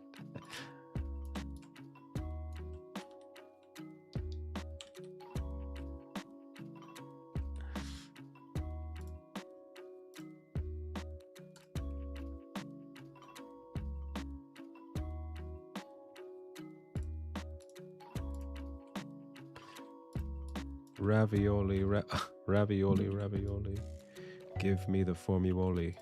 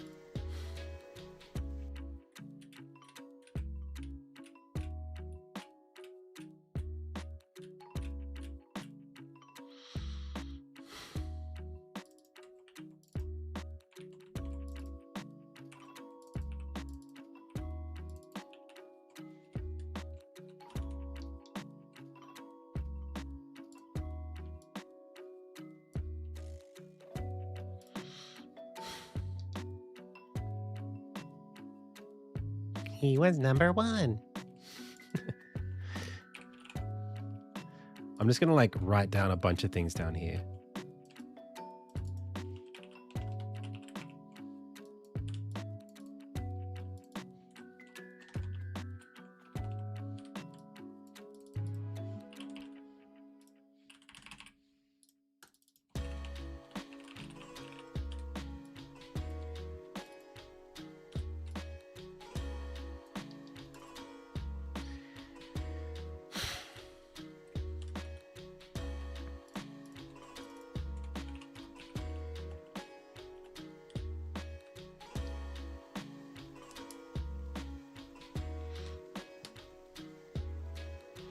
Yeah, I mean, inheritance is like a thing you can do, but it's probably not a thing you should start with.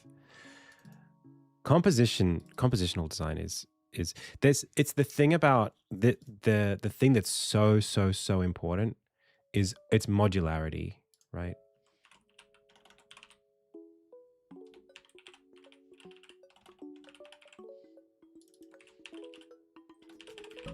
And modularity is this thing about local rationalization.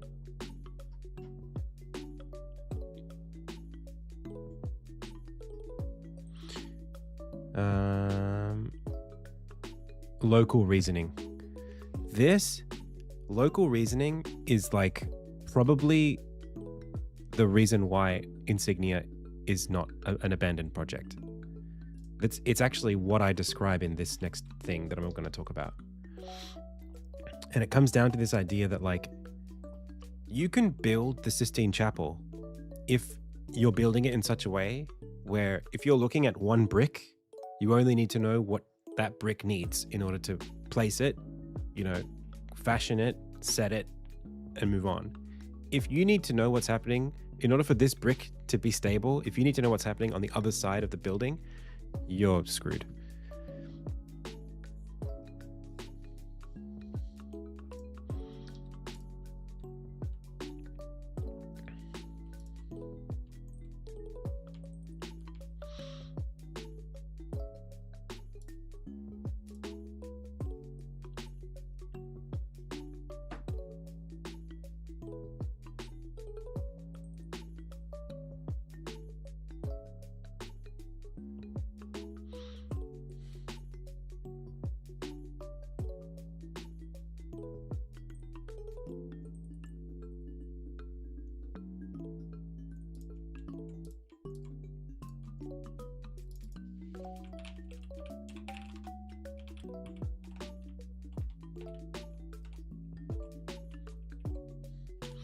There's also something, I don't know if you do this. Do you guys think about this of like,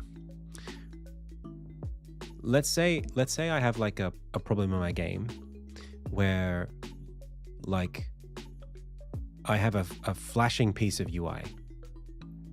I don't want it to flash.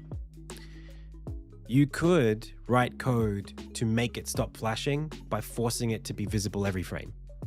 Or you could look at why it's flashing and then solve that problem. And if that problem creates another problem, you go up one more level of abstraction until you've solved the root cause rather than like just putting a band-aid on the solution. It seems really obvious, but that thing happens in all these different, like refactoring is basically that. It's like, well, actually, if I want this to be done right, now that I'm in this, I've painted myself into a corner here, but I need this to be done right. So I'm going to undo decisions all the way up until I hit a point where it's no longer a problem. And then I'm going to refactor it all back down. What's that? Like, what do you call that? Like, fix it properly. You know, like, why is that right? It's because you're creating a dependency. You end up relying on a dependency that you don't want.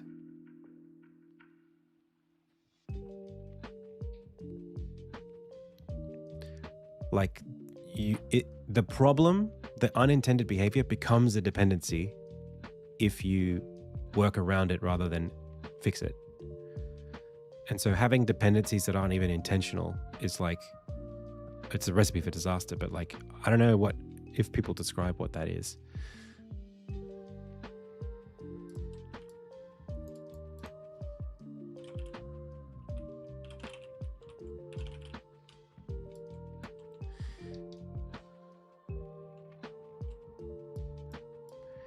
Do you guys do this one? Make it work, make it right, make it fast?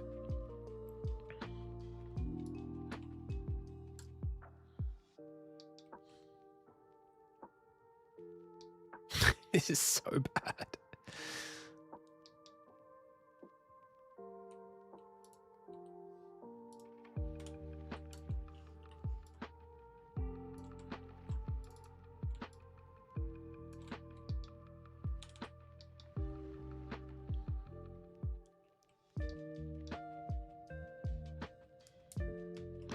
Yeah.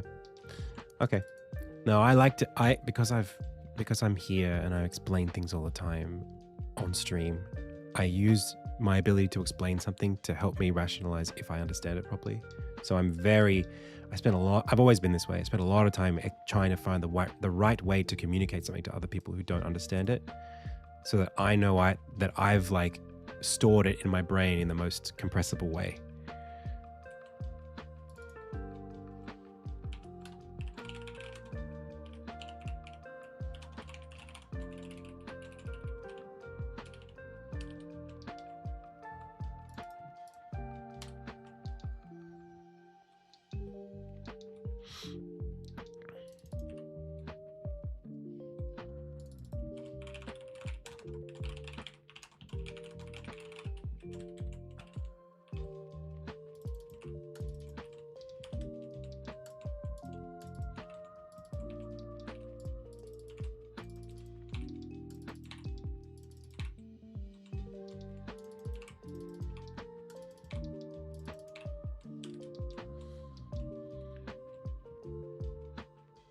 I mean, even this presentation, I literally have it structured into sections, and the sections are defined with headings, and then those headings have smaller definitions.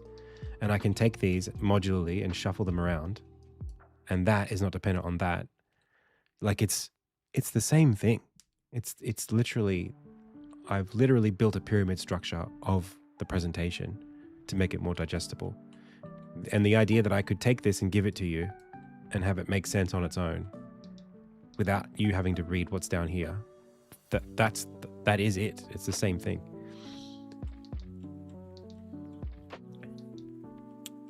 Otherwise, how would I write a two-hour presentation?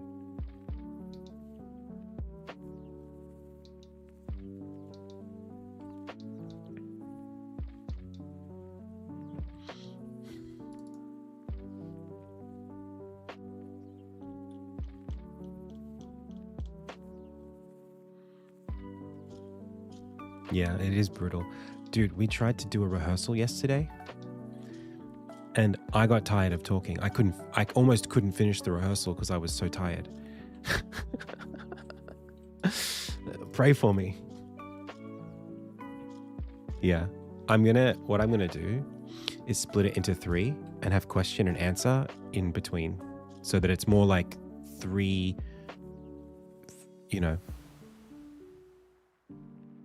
35-minute ones. Give them a break in the middle. And they can only ask questions about what we've just talked about. They can't ask questions about what we're going to talk about.